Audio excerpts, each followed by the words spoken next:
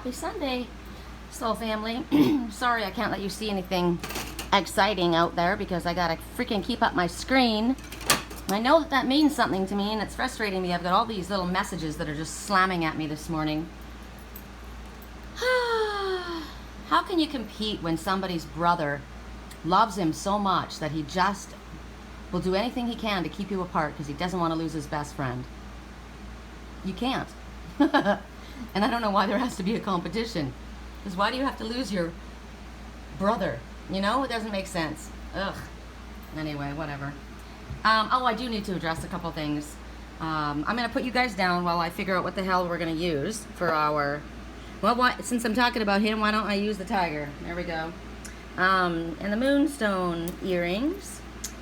And I'm going to use the red baron. Okay, I think I know what I want to use. Let's put the blue next to the red. You know, I don't know. Maybe it's because they feel like I want to cut them out. I don't. I just want them to let everybody have a choice in what they want to do, right? Ugh.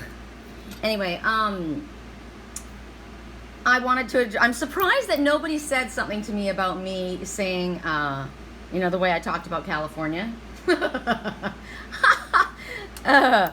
Because clearly, not everybody in California is massively materialistic, right? They're not. And not everybody in California is heartless and superficial and plastic. That's not the truth. I don't do well here in this area, and maybe it's just where I'm at. And there is a marked difference between Midwest people and people out here. So I just wanted to say that, you know, I'm not trashing California. There's beautiful people and beautiful places. I just want to change. Also, I wanted to say thank you. I have, there's a woman out in Sturgeon Bay who's super kind. She doesn't really know anybody. She just moved back there from somewhere else, and she's kind of isolated. And she sent me a gift, donation, because of the work that I do. And she's done that twice now. And that's really, really nice. I always forget to say, you know, hey, if anybody wants private readings or help with dream analysis or anything of my services, my website is www.theangelswhisper.com. I went to look at my YouTube channel because somebody connected with me from New York, and she was laughing about the things that I said in there, and I went to look at it, and I thought, oh my gosh, there were so many things there that weren't updated. See how things have to be updated, upgraded? I had my old website attached. The old website name, like, okay, that doesn't help anyone. So it used to be The Whispers of Angels because I wasn't able to get my name. Somebody grabbed it by the time I set my website up. So when I was finally able to get my name back, I got it back. So it's www.theangelswhisper.com. And please like and share and subscribe to this channel and these videos so that the more people can get the messages as possible. This is all about spreading Spirit's message. It's not about me. It's not about getting a following. It's not. I'm not worried about that. But I am supposed to be responsible, and I get so into the videos. You know, I get so into the message actually that I forget. And this is what I do for a living as well. My readings, and I don't know why I'm stuttering lately. It's just the weirdest thing. What else? And if you would like to make a donation to my page for all of this work that I do spend almost 75% of my time on my spiritual path for free. So if you would like, that is very appreciated. And thank you so much. You know, every little bit does help. We all have bills to pay, especially if you live in California.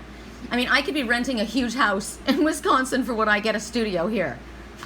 Really. I think about that a lot. A lot.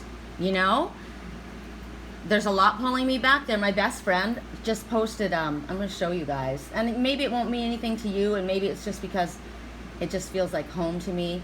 But my best friend posted a picture of her. She owns an antique store in Sturgeon Bay. It's big. Oh, now I'm not going to be able to find it. It's called Door County Traders.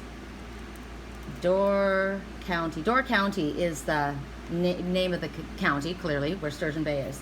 So this morning she posted, and I know it's morning. I looked at the picture. She just posted it. This is my girlfriend's, oops, sorry, Bob's big boy. Oh, that's interesting. That gave me a message. I had a dream this morning about this baby with a big head. Bob's big boy. I'm going to have to ask now. You're going to have to show me what you mean by this. Because I think I already know. He's the drama queen, the ex-actor. Okay, so here we go. That's her the front of her store.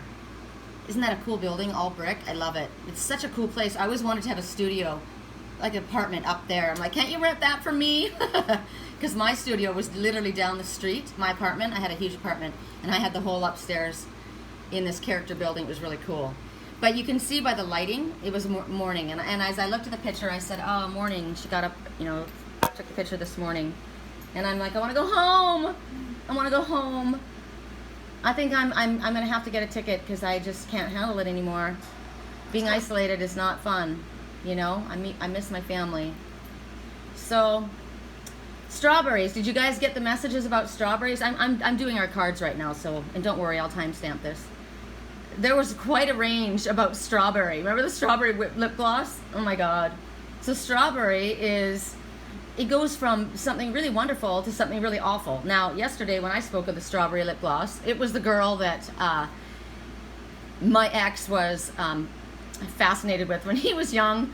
And it was interesting. I'll tell you the rest of the story.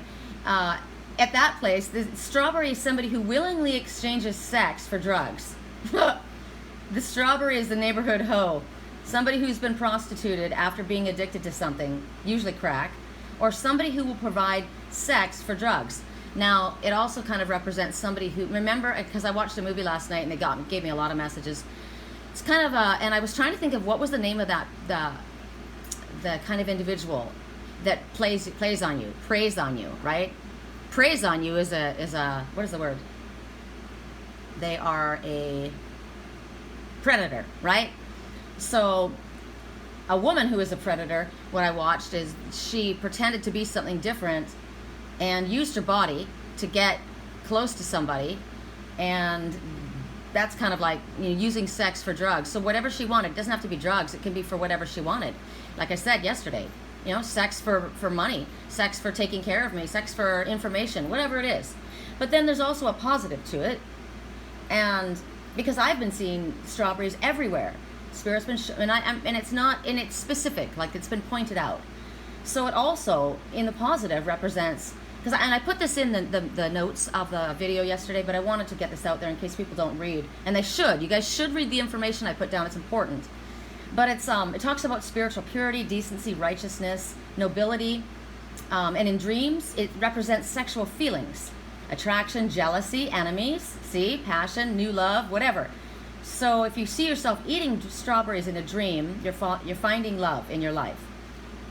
And the best part is that you might be getting some really soon in your waking life. And I mean love, not sex for services. Okay, so that needed to be said. Also, okay, so I was going to tell you the rest of the story. So this is somebody who he went off to Colorado to. He went off for business. He went off to get some money. He was owed money, so that's where he went. And when he got there, he reconnected with this one that he's always had this crush on, right? She was in between people because apparently she's got one after another. And I'm trying to think of what he did, because one time when they were kids, they shared a kiss, and that was just left this fantasy in his head that he wanted that, right? So he sees her later, and when he comes back, he says to me, not what it's cracked up to be. You know, the past is not all that it's cracked up to be. And I'm like, oh, you know? And it's interesting. He came back for me. But it's interesting how there's something that was, you know, when you were younger, you had it where you couldn't quite get it. You know, I couldn't quite get it. And then when you get it, you fight for it so bad, and then you go to get it, and you're like, oh. You know? So remember that song, Babe, I wish somebody would have told me that someday these would have been the good old days. You know, you waste so much time thinking about the past while you should be living in the now. You waste so much time being worried, self-conscious about what everybody else thinks. You know, you don't ask somebody out because you're afraid, what if they don't like me? Or like he did when he was young. He should have gone for it, you know? He should have gone for it. And he said, you know what, if I had, I would have known. Oh my God, wait till you see the message I get. Oh my God. Okay. I wish I hadn't seen it. But anyway, he says if I'd gone for it then I would have known, and I wouldn't have wasted all my time when I had it with, I could have been with you, who wanted me, desperately thinking I wanted something different. Shit, she's totally not what I wanted at all. And then he risked losing me, right? And he did lose me because we were done. But the thing is, I loved him so much. This is my son's father. This is the mirror for my twin. It's the one time in my life. It's the whole story, So basically for myself and for you guys, here's a clue. What happened in that situation? If you know what your mirror is, what happened in that situation? Because you're in the same situation now, but you're being given a chance to turn it around and do it in a different way. So I know what happened. He recognized, damn, that's not who I want, right? I want the one who's always loved me more than earth, but my friends, see, the thing is with my ex, his friends weren't married, and they wanted to hang out with him, like my twin's brother, right? And they said, don't go out with her, she's too young, or she's too, because I was like 4 years younger than him. Don't go out with her. And they didn't like me. I was from a different, they were from the beach, I was inland, I was different. I wasn't part of their crowd. And so, but he was so into me. He was friends with my brother. He was my brother's roommate. Okay, let me think about that. He was my brother's roommate. I have to think about that. I'm not going to be able to figure this out. So great. So that means that my twin's hanging out with somebody that was with me. Oh my God.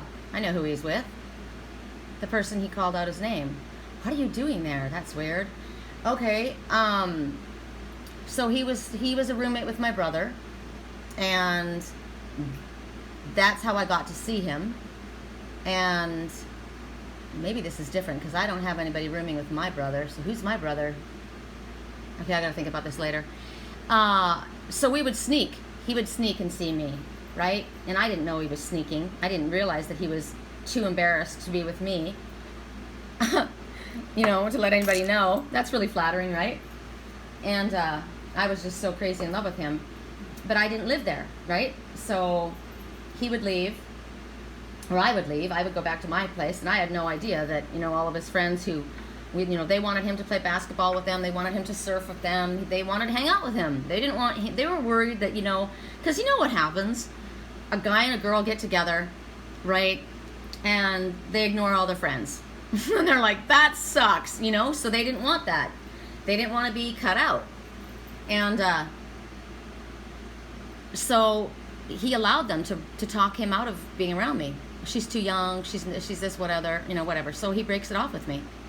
And then he goes to Colorado, and I'm crushed, right? I waited, I think I cried my face off for almost a year. And then my parents started pushing me to go out with someone else, which is kind of like what God is doing to me. And you get to the place where you can only cry so long, right?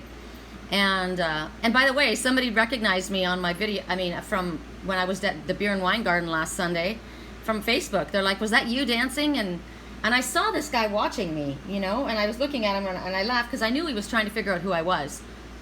And he asked me out, and I'm just like, I'm in a very complicated situation right now, but thank you, And so for you, I know you're probably listening to this because you say you follow this. Thank you. And I didn't mean to sound rude, but I'm a little awkward when people ask me out, Don't know what to say. And anyway, so what was I saying? So he goes, so he finds out that this guy that's interested in me keeps coming after me, right? And my parents are kind of pushing it. And so somebody says, yeah, she's going out with so-and-so. And he's like, fuck that. He gets in his car and he gets back. He's like, there's no way. So I'm standing at the beach. I used to go to the beach, and I'm standing there with my best friend looking out over the ocean. And I hear this rumbling truck. Rum, rum, rum, rum, rum, rum, rum. And I turn around and it's him. I'm like, wow, there you are. And I'm trying to hold it together, right? I'm not going to go crawling over to this guy. This guy freaking threw me away, You need to show me, right? And he comes up to me and he says, he tries to play it all cool, right? I think he told me he was dating this girl, and I found out from my brother later that he didn't date her. I think he kissed her once. That was it. He didn't date her. And But anyway, he tried to get me to think that. He just wasn't gonna, you know, I don't know, what is it with pride? You know, if you care about somebody, why don't you just freaking tell them? So we played around, we danced around, right? It's stupid. And eventually he finally comes to me and he's like, you're not gonna go out with him. I know that you love me and we're gonna get married. And he literally said, let's go. And I can't remember what happened. I think at first I went to my parents and told my parents, and they wanted to have a big wedding, and I didn't want to do that, and he didn't want to do that. My parents didn't really like him anyway, and so we ended up running off. We went to Las Vegas and we got married. Wow, am I watching what my twin did? This sucks. And they got married, we got married, and we fought the whole time we were married.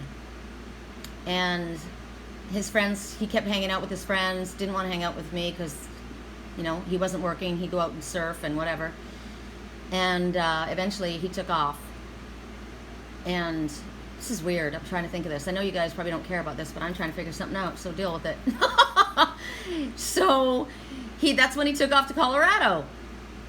And I was pregnant. I was 3.5 months pregnant. And he took off to Colorado, and I didn't want him to go. Don't go, don't go. And he tells me that he's been with somebody, he's cheated on me, and I throw my ring across the parking lot, and I'm like, we're done.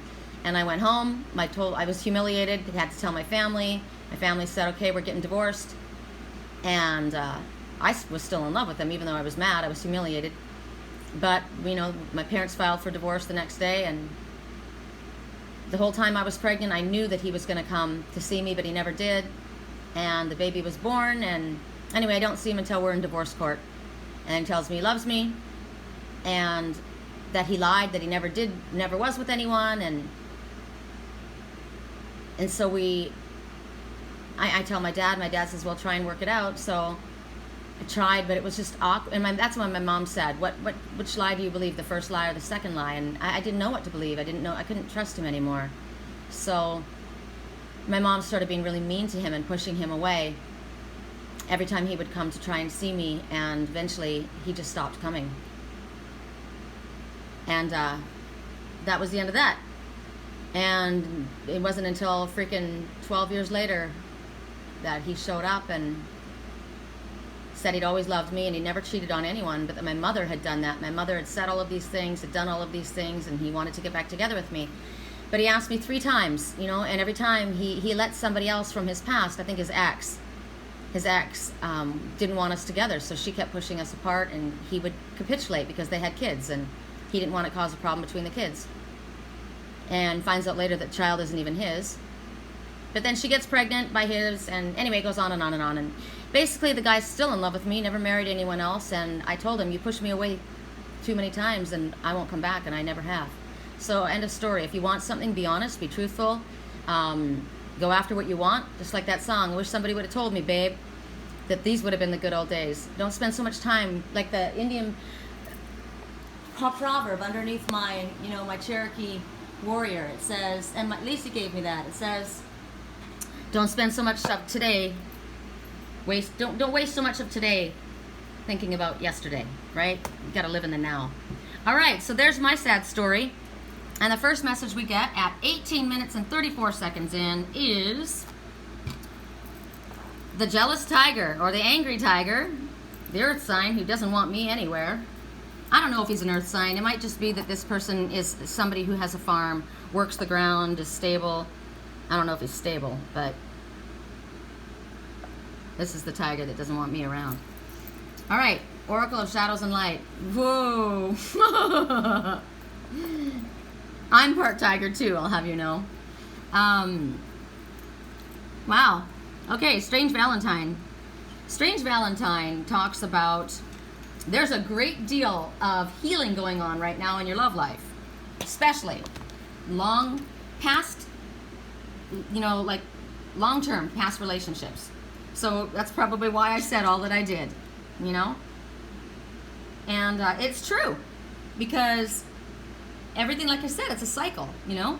What you didn't figure out then, it's going to keep coming back around until you freaking figure it out. And when you figure it out, then you don't have to learn that lesson anymore. Well, I'm done learning the lesson. I crawled after that guy. My ex, I crawled after him, and he was not nice to me. He wasn't nice to me. He drank too much. He was jealous. He was so jealous. He ended up being an alcoholic for years, and then he's not now. He doesn't drink at all. But he was so jealous, and when he got jealous, he was mean to me. And he always was thinking someone was hitting on, or he thought that I was flirting with people. And I wasn't. I could only see him. I only saw him. I'm very loyal. But he was so jealous. People would hit on me, and he'd lose his mind. He'd punch them out. He'd get arrested. It was ridiculous. You know, anger issues. You know, and when you have jealousy issues or anger issues like that, you're the one who's insecure. It doesn't mean the person that you're with is cheating. I have never cheated on anybody in my life. Ever. Ever. Even in my head. I wasn't even fully with my twin. You know, we didn't make it official. We knew what we were. But even in my mind, I couldn't cheat. Because that's the only person I saw was them. Look at this. This was me. Here's my monster twin.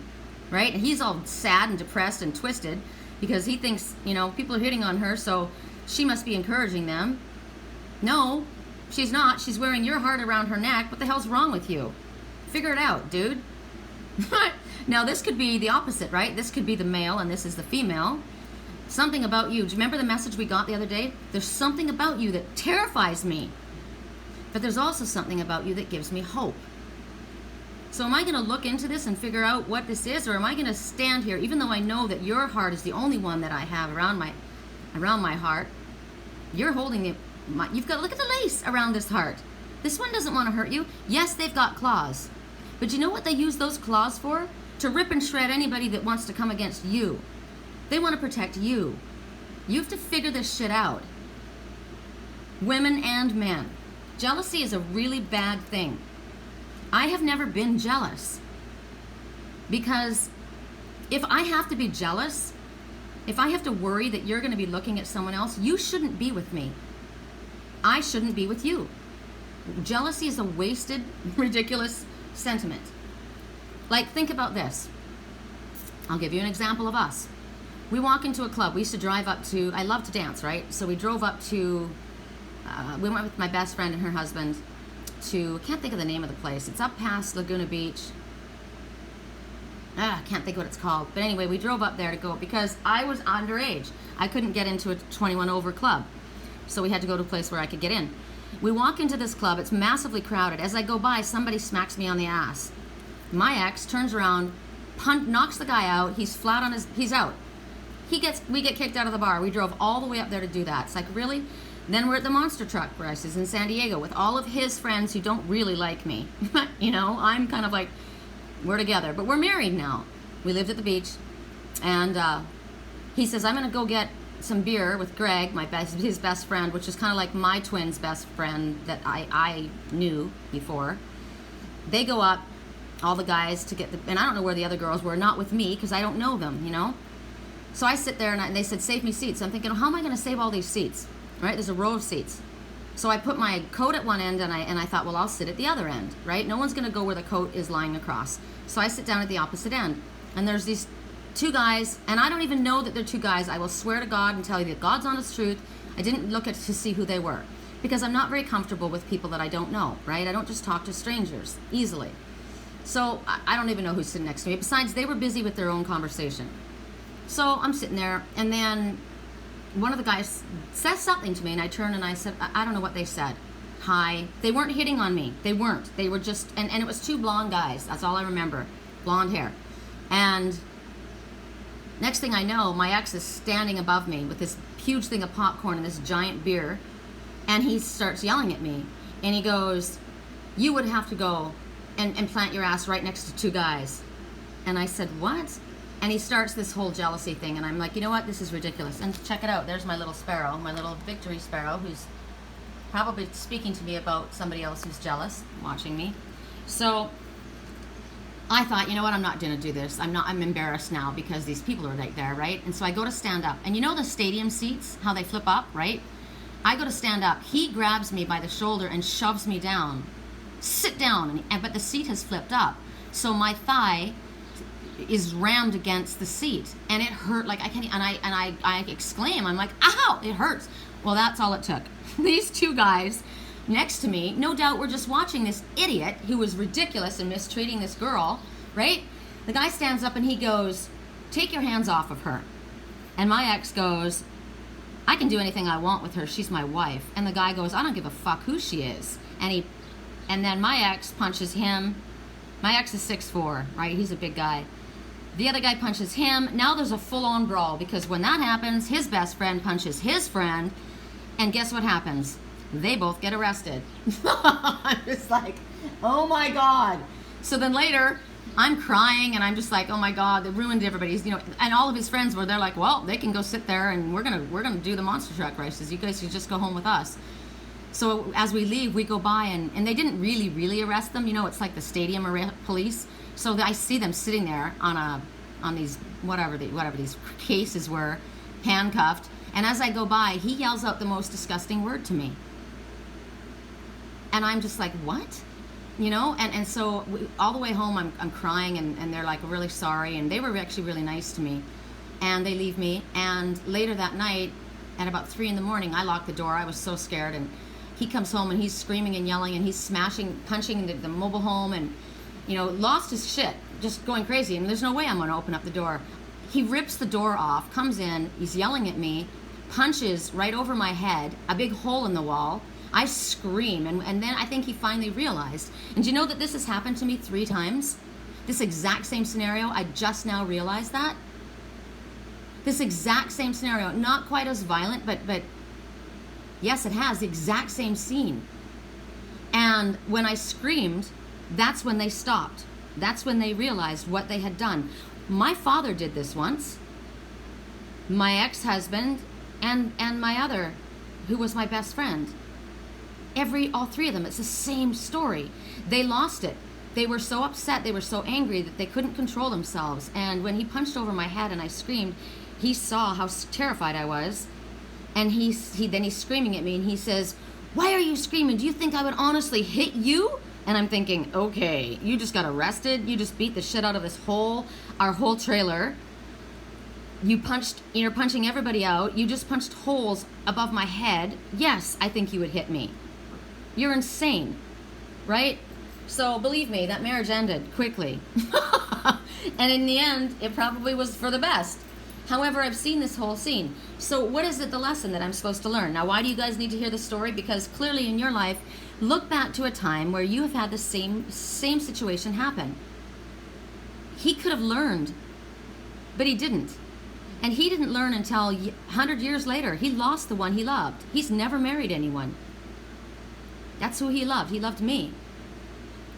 But he was jealous. He was angry. He had anger issues. He drank too much. He didn't express his emotions. He had kept everything inside, which is what happens when you keep everything inside. It busts out in one way or another, right? You need to learn to express yourself. So there's a lot of healing going on in a relationship. So if you guys aren't talking, you need to talk to each other.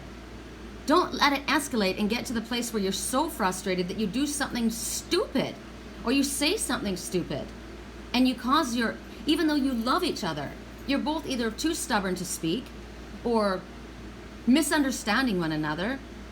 Whatever it is, you need to figure it out, because clearly what's going on here is attraction, right? Love is strange. That's the message. And you look at this and you think they shouldn't be together, right? Just like my twin brother doesn't think he should be with me. They shouldn't be together. Just like my ex's friends didn't think that we should be together. But you know what? It isn't up to them. Because clearly, even though there's marked differences between these two, they share something. And you've made them nervous now. Now you've made them question it. Look at the red-eyed monster, the jealousy. Listen to that little sparrow out there, that victory sparrow. You know what it is? The reason that happens is because you don't recognize your own self-worth. And you need to speak like that little businessman. That is the male right there. So, the underestimated one, right? Maybe that's the issue. You're insecure. You feel you've been underestimated by other people, and that is what it was with my ex, and that is what it was with my father. He was intimidated by my mom. My mom was whipping him up into shape, saying, this is not your natural daughter. If she was your natural daughter, you wouldn't, you'd be more strict with her. And anyway, my mom was like nagging to my dad, until my dad just snapped and takes it out on me, and he literally was hitting me. And I mean, it was just like, wow, my mom's standing there watching my dad do this. And my dad finally realized, because I'm not crying, I'm like, hell's going to happen before I drop a tear. I won't drop a tear. It's like when I ran into the person that ripped my heart out. That's probably why my higher self was going to be like, you're not going to drop a tear. Not in front of him. Fuck no. So I thought, hell will freeze over before I break. Before I drop a tear. It's not going to happen. And finally he realized, oh my God, I'm beating her up. I'm hurting her. And I love her. Right? So right now, Spirit's telling you, don't let your differences keep you apart. That's what's drawing you together. It's like you're complementary opposites, right? One may be more timid, one may have a difficult time expressing themselves, while the other one is more outgoing and able to express themselves. So you're able to help the other person. And clearly, if you know, they know each other, right? I know what your issue is. You're not trusting me. This one is the one that you think is a monster. This is the one that you're afraid of. You're a man in my dreams. You are the man. And you feel like she's going to rip me to shreds. Because why? Because somebody else in my life did that to me. But has she ever ripped you to shreds? Maybe she said something to you. Maybe she, maybe she did say something that hurt your feelings. Did you ever ask her why? Did you ever talk about it? Because I can tell you that this one doesn't want to hurt you. This one only uses those claws to protect you. And you know what? Sometimes people strike out, in self-protection. It's called protection mode. And right now, fortunately for you, this little sparrow, he doesn't want. He's like, look at me, talk to me. I'm right here, I'm right here. He's beautiful. Look at him. Look at his little white chest. Isn't he precious? Hi. Okay, so sparrowTotem is big time, right? It's all about self-worth. It's all about being underestimated. It's all about, you will be victorious. And that is the message to this. If you listen to what Spirit's telling you, and if you listen to this giant heart that somebody's holding out to you, that you're wearing right around your neck, if you will listen to this, you will understand that you're being gifted with something beautiful. And Spirit is helping you right now. That little messenger out there is like just going off. It's like Lily, who's constantly meowing at me, wah, wah, wah, wants my attention. Is that so horrible that somebody wants your attention? Don't you want the person that loves you to want your attention? Don't you? This little guy, I feel like I need to go outside and give him a handful of food because he's like, he wants to tell me something. Right now he's like cleaning his wings. So he's like, I don't know. Maybe I'm the underestimated sparrow. I have masculine energy. Maybe that's me. I'm the one that's talking right now nonstop, right? I know my own self-worth now. I know I deserve to be treated with respect. And I am underestimated. And I am a survivor. I can survive anywhere you put me. I've been through so much. You can't hurt me anymore, twin. You can't. I've been hurt way too many times. I'm impervious to this. So what's happening right now with this whole message and all this stuff that I've been telling you guys, I'm laughing, is Spirit is helping. There's so much energy right now swirling around you that you don't even realize. It's all focusing in the area of your love life. All of you that are getting this message. And you're going to soon receive some good news regarding a relationship. Now, as I said, it doesn't have to be a lover. It can be a family member. I told you I write to my stepdad who doesn't speak to me, right? I wrote to him yesterday and checked on him. And most of the time he doesn't respond. Because he got his feelings hurt about something. He said something about my twin. He said something mean about him, and I told him not to. And he got his feelings hurt that I would get angry at him and stand up for my twin when my twin was nowhere. He's like, look how he treated you. He's an asshole. And I said, don't talk about him that way. And we got into a fight, and that was the end of our relationship. Like, seriously, I tell you, swear to God, I stood up for my twin, and my dad kicked me out of his life. But he's done it a million times, because what did I tell you? It's a cycle, right? It's the same cycle. My ex did it to me a million times. He did it 3 times. My dad has done it 3 times to me too. 3 times he's thrown me out of his life, and I've always chased him. So what do? You stop chasing them. My twin's done it too, throwing me out of his life, and I'm done chasing. It's all about self-respect. That's why this is probably me, that little sparrow that I think is so beautiful. Maybe I should stop focusing on the beauty of my twin and see the beauty in myself. And maybe that's your message as well. And so what happened yesterday, it's been months that, my father has not responded to anything I said, and I stopped writing for quite a while, but I was concerned about him. I do get concerned, and so I wrote, and he answered me. He said, I'm fine, I hope the same for you. And I said, thanks, I'm good. So maybe I'm going to hear from him. I believe that, I don't believe that it will end without my father speaking to me ever again. I just don't. But I will stop chasing him. I've done it my whole life, and he should know better, But he is a grown-ass adult. He's 75 years old, but he's got a little boy inside of him, and his little boy is hurt. His little boy is wounded. He's had a lot of pain in his life, and he doesn't have very many people. And the one person that he cared about hurt his feelings. And so, and I stood up to him for the first time, and he didn't like it. And when I stood up to him, he threw me out. So, if you think about that in your life, don't let somebody disrespect you. You need to learn your lesson. Don't let them disrespect you. You stand up to them. You don't have, I got loud. When I got into the house, to have this discussion, he summoned me like he was a king and I was a servant. And he said, leave your phone at home and you come here now. Like he summoned me to him. And so I got dressed up like I was going to a business meeting, and I went.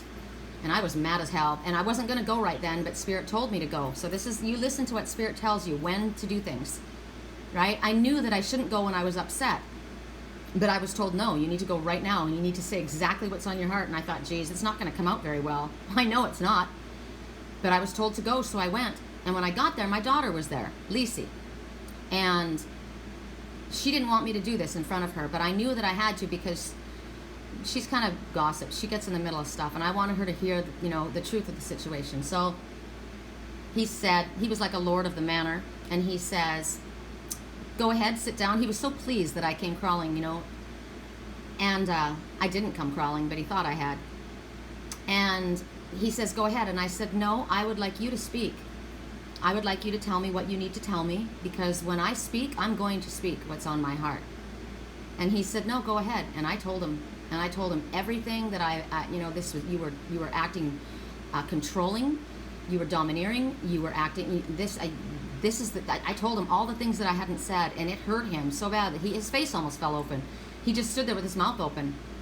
And he said, well, we're done here. And I said, of course we're done, because you're so arrogant that no one can stand up to you and speak their truth. I am not a child. I'm an adult, and I am respectful to you. And you need to respect me and my choices as well. You disrespected someone that I care about. And that's not okay. You have certain rules for you, and you tell me don't get involved in your kid's life. Didn't you tell me that? Don't get involved with Lisi. Don't tell Lisi what to do. Didn't you tell me that? Yes. Well, isn't that the same? And he said, no, it's different. I'm your father. And I said, it's not different. She's my daughter. And I will say what I need to say. And I don't get involved. I let my kids do their own thing. But that was the end of that. So the point is for you guys, sometimes when we speak, remember we got the message about telling the truth, and in the short term it was going to suck. We'd probably have to pay for it, but in the long term it would work in our favor. I got loud, but I was not disrespectful. And we left. And I said, we're done, and I will not come back. I said, the next time I come back in this house, you will ask me. And that is the lesson that I needed to learn my whole freaking life. With my ex-husband, with my twin, with my dad. And I've learned. So have you learned your own self-respect? I said what I needed to say, and I wasn't disrespectful. But I had to stand up for myself. So this is all about past, life healing, past relationships, especially long-term relationships between your father and mother, between your best friends, between, high school, buddies. Who knows who this is, between your workmates, but mostly long-term. And as you can see, all of these it's the same story, and you're going to get the same story. I don't want that story again in my life.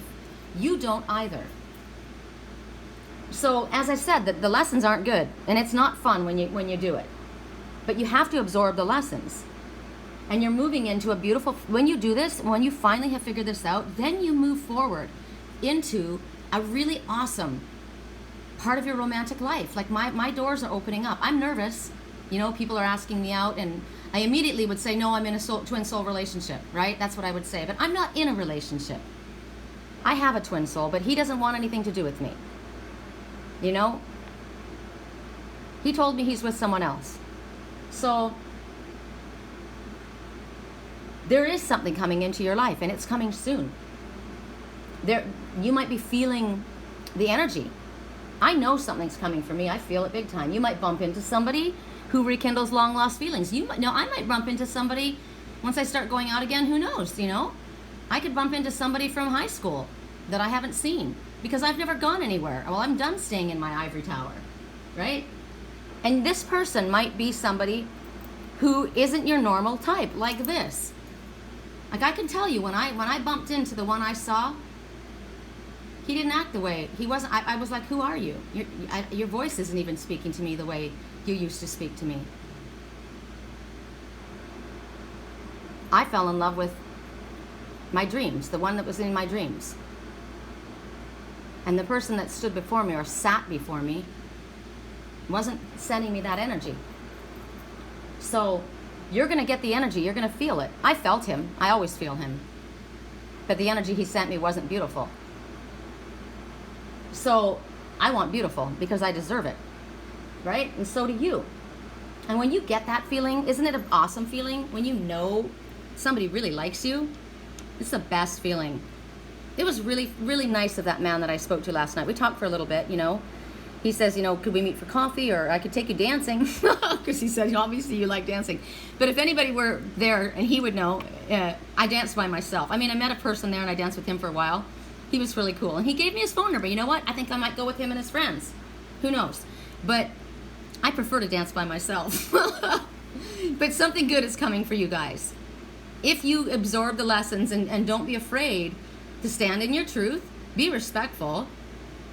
And even if in the short term it sucks for you, you have to stand your ground and let people know, you know what, this story's changed. I'm an adult now. If I treat you with respect, I expect respect back. That's what an equal give and take relationship. And that is what a healthy relationship is with a parent. They're like, my daughter is my daughter, but do you know she acts like my mom? She bosses me around all the time. She never listens to anything I say to her. She knows everything best. And it isn't until she gets herself into a mess that she finally listens to what I tell her. But she acts like she's my mom all the time. So is this person my twin's daughter? Maybe he has a daughter. I don't know. That tells him to stay away from me. But whatever it is, this one is gotta have an equal give and take relationship, right? And when I look at my daughter, yes, she is my daughter, and yes, I am her mother, and she should respect me, but she is a grown adult. I don't tell her what to do in her life, and I've made it pretty clear to her not to stop bossing me around, because, we've had our issues with that too. So it could be with you and a child, right? You could have a child that ends up being your parent and bossing you around. Think about that. My mom is, my mother and my daughter are very much alike. And me and my grandmother are very much alike. So you'll see that. You'll see generations. You'll skip generations. So son could be like grandfather, and daughter could be like, grandmother. That's the way it is. My son, who is my son like? Let me think. My son is very bossy and controlling. He's like his dad. Yeah, he is. That's interesting. So you think about that. This is long-term healing in relationships, and you have to have healing in your family relationships before you're going to understand in your personal relationships the dynamics, because you take characteristics from both parents, right? You could take your mother's characteristics, or you could look like your mother but be like your father. I'm a lot like my stepfather. He raised me, right? I'm very frugal. I'm a hard worker. My dad's very honorable. He's got issues, but he's freaking honorable as hell, So long-term healing, and something good comes if you do the work. That was a long time. Sorry, that just kind of went. No, this is awesome. I love this. This goes hand in hand with this. The Pelican speaks about forgiveness. You see the pelicans at the beach. I love to watch them. They're like prehistoric birds, I stand on the cliff in Carlsbad, my favorite place, and maybe I'll go there today. I'll go to Carlsbad and do our reading. How about that, you guys? I haven't been there forever. I'll go to Carlsbad and I'll do our reading. My little precipice on the cliff is worn away from the water pounding down on it, but I could find another spot and it'll be cooler than here. But you see them fly above, and they're generally going in packs, right? and they've got this big bill, and they go down into the water and they scoop up their fish. And then they have to dump the water out, right? Dump your judgments. It's all about forgiveness, but self-forgiveness first. You have to forgive yourself for the things that you've done that screwed things up. You get embarrassed, and sometimes we get embarrassed and we're like, God, then we can't show our face. Oh my God, you're right. Now that is one thing. I know my dad is very proud. He can't, it's hard for him to humble himself. You know, it is hard, especially to your own child. How do you say you're sorry to your own child? It took him 15 years to tell me he was sorry about what he did that day when he started to hit me. And you know what? I never held it against him. I knew my mom drove him crazy until he did it. But it was hard for him. So sometimes people have a very hard time saying they're sorry. My daughter has a really hard time saying she's sorry. And so did my mom. I don't, thank God. Thank you, God, for giving me that. Right? Thank you, God, for giving me that. I'm grateful. Because you know what? When you can forgive and say that you're sorry to somebody else, it opens up a room for healing. Because if you don't say you're sorry, you're at an impasse. Right? I usually said I was sorry when they were the one who did it. I did. Not anymore. You know? I'll let my daughter go a few days giving me the silent treatment, because that's what my mom used to do too, and my grandmother. That's like a history of, you know, the silent treatment. I freaking hate that. You know, scream at me before you give me the silent treatment. I hate being ignored. That's one thing about Aries. We hate being ignored. You got something to say it. Don't give me the silent treatment. So I'll give her 2 days, and then I'll just text her, hey, what's going on, blah, blah, blah. And then she tries to guilt me, and I'm like, nope, not going on that trip. I'm not going there. I'm going to pack those bags. And then she gets over it, and then we move on, because I'm not doing that, right? So let go of your judgments of yourself. Forgive yourself first. Maybe there's somebody in your life, and you know what? Maybe you know that they've got issues. I know my dad's got a hard time. You know, he's proud. He had a rough life, you know, and he's a self-made man, and he's very, very successful, and he doesn't have a lot around him, and I don't know. I guess the insecurity makes him proud. So I know that. So do I, you know, ignore him, even though it's been what? Oh, how long has it been since he hasn't spoken to me? Over a year. No, every once in a while I'll send him a message. You know, just like I used to do to my twin. I'm not doing that anymore. This is my dad. That's different. And are you okay? How you doing? Just checking on you. Yep. Because when you judge people or you judge somebody else, you are causing a separation. Why is this so freaking... Yeah, it's all dark and weird. When you judge somebody else, it's like, remember when you point your finger like this? And that's why I took off this ring. This ring was on this finger. So whoever this stands for, this person is somebody who points the finger at you and points out all your flaws and doesn't see their own. This tiger. Whoever this is. Because there's lion and tiger in the family. One's tiger, one's lion. It's somebody like that. And this one fell off my hand. I was not to have this one. It didn't belong in the others. So, because when you point your finger like this, you point one this way, but 3 are pointing back at you. These 3 that are pointing back at me, right? So stop judging those people. I get it. You love your brother. You love your son. You don't want to lose his attention. I understand that. I understand that. And if I hold on to all this anger, it doesn't help anything, you know? So, whatever, you know? It's not worth it for me. So we have to realize where have we been in a position where we've done something like that? You know, where we've tried to protect somebody from somebody else. Like I wanted to protect my twin from them. But I don't know the dynamics. So they're like, you know, you don't know what's going on. You don't know what's going on in our family. We're trying to help him out here. So maybe that is the situation, right? Like I said yesterday, I saw things about this person and I was always angry at them. But you got to look at them and understand, you know, what's going on in their dynamics. I love him. He's my best friend. Or I love my son's my best friend. Or I don't know. Or I feel alone. Like my dad, I don't have anybody. I want my son. I'm used to having him here. There's all kinds of stuff that goes on. It doesn't make it okay. But, you know, let go of the judgment because we don't know what's going on in somebody else's life. And if we can't let go of our judgment of them, how can we expect another to let go of their judgment of us? And when we do judge somebody else, it's always because it's something in us that we see in ourselves. So Not letting somebody make their own decision. I don't do that. But there is something in that I'm not liking in myself. I'm trying to think of what it is. I'll think about what it is. I know. You know, I know what my issues are. And recognize that when we judge people, we definitely are not bringing things together, right? Clearly there's a separating going on here. I don't want my twin separated from his family. I don't want to be separated from my family. So let go of. So basically, maybe my thing is don't play the game, right? It's not that I'm judging you, but don't play the game. I'm not going to play your game. I'm not going to, you know, if you want to take me on a guilt trip, I'm not going to respond, because when we do that, we're feeding energy into the situation, right? And I got mad. I was given all kinds of information, and I made a post about it, and then I thought, no, you know what? That's just stoking the fire. That's just stupid. Stop it. There's no need for that, you know? Just don't. What would love say? What would love do? I don't want to steal your son or your brother. You know, clearly I don't have him anyway, but that wasn't my issue ever. It wasn't my intention. So recognize that what's going on inside of you that might be something that you need to look at, and recognize that the judgment just separates things, and so does the unforgiveness, right? There's no way that my dad and I are ever going to make up if I hold on to anger. And even if somebody's done something again and again, you know,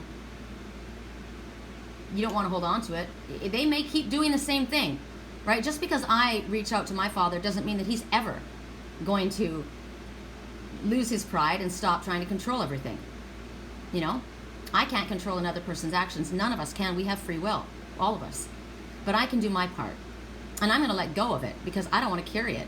I'm not going to sit there and be mad at my twin. He had his life choices. He gets to decide what he wants to do, right? I just was shocked.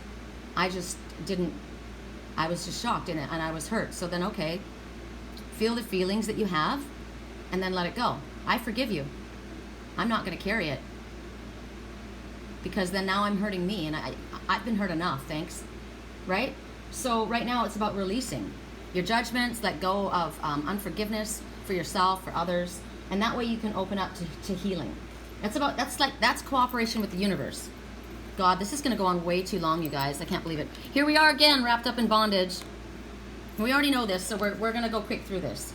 You know how to use your alchemical abilities to get out of here. Do you have to forgive somebody? Do you have to say you're sorry? Do you have to open up your mouth? Do you have to clear up a misunderstanding? Do you have to, whatever you have to do, you have to move on and let it go? Do you have to stop beating yourself up? Stop telling yourself that you can't do this, that there is no help? Ask Spirit for help if you can't figure it out. But you are not a victim. Negative thinking, right? That's negative thinking. You're going to go nowhere if you expect something negative. Expect something positive, and then you watch things move quick, right? Good stuff's coming my way. Yes, it is. Good stuff's coming my way. So for you, you're busting free. There you go. Check it out. You're busting free. You think you're all tied up, but nope, you're busting free. Woo! All right. 53 minutes in. For God's sake, we go to tranquility. Did I show you these? I didn't even show you them. Oh, well, you know what? It is what it is. Here, this is what you were supposed to choose from. Tiger, Tranquility Candle, State of Calmness, Peacefulness, Serenity. This is the Red Baron. This is me. Wear your helmet. Life's tough. Wear a helmet. Isn't that cool? Can you see her? I love this. Angry Birds. Oh my God, I see it now. Angry Birds. This is a little fat robin. I'm not angry. I feel like the Red Baron, but I do see angry birds. Angry Birds. I'm going to watch that video. There's a movie called Angry Birds. There's a message in it for you guys. And then the last one is a pair of moonstone earrings. Right? Intuition, the divine feminine. These were a gift. And look at their silver. A gift from a friend and his girlfriend, actually. I think. Or did I buy these ones? God, I can't remember. Anyway, those are your 4 that you could choose from. So, I'm sorry. I'm sorry. There you go. I'm saying I'm sorry. I'm not perfect. I fuck up. You know? Sorry. Maybe I did show you guys, but I don't think I did. Sorry. Okay. Mending a broken heart. That's right. Let's do it. Mend a broken heart. Healing from heartache. Spirit knows your sadness. They know what you've been through. They know what I've been through, and it's time to take care of ourselves. That heart's been hurt. And Spirit's here to put a little stopper on that. They don't want you to drain your energy. Look at this. This is what you need. You need to take yourself in a place of peace and tranquility. Keep yourself calm, happy. That's what you need. My landlord gave me this. It smells amazing. It smells fresh. So do that. Spend some time in nature. Just got my hair, except for I don't have that much gray. Spirit knows that you've been hurting.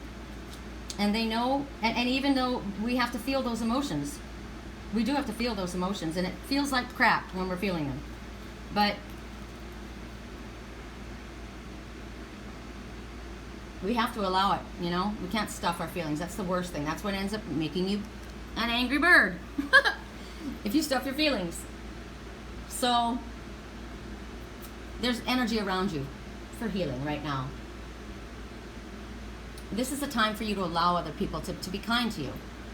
People may be giving you little gifts. My landlord comes up and he brings me chicken for Lily and Liger, he'll say, hey, like today he's buying pizza for us. He does really nice little things for me. And I used to have a hard time accepting them, but I don't. And I appreciate him for that, And I get things for him too. I bought him a bunch of cherries and stuck them in his fridge the other day.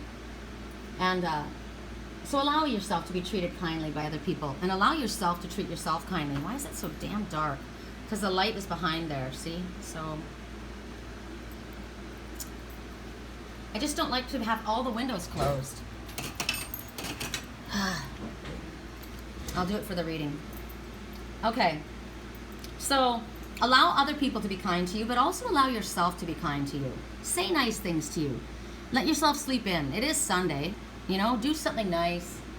Eat something good. Eat the bad stuff that you don't ever let yourself have. I'm so, worried about getting my body into shape, and it's so, because I spend so much time sitting on my ass on this computer, and it's been so stinking hot. I go down to the gym downstairs, and it's a freaking oven. He doesn't have any air conditioning down there. So I'm feeling kind of yuck about myself. So what can I give myself to treat myself that's not horrible? Cherries. I love cherries. They're fattening, but they're fruit at least, So if you go ahead and give yourself some chocolate. I love chocolate. And you are healing. Even though you don't think that you are, I'm feeling better every day. We have been hurt. And our heart, and at times it'll come back.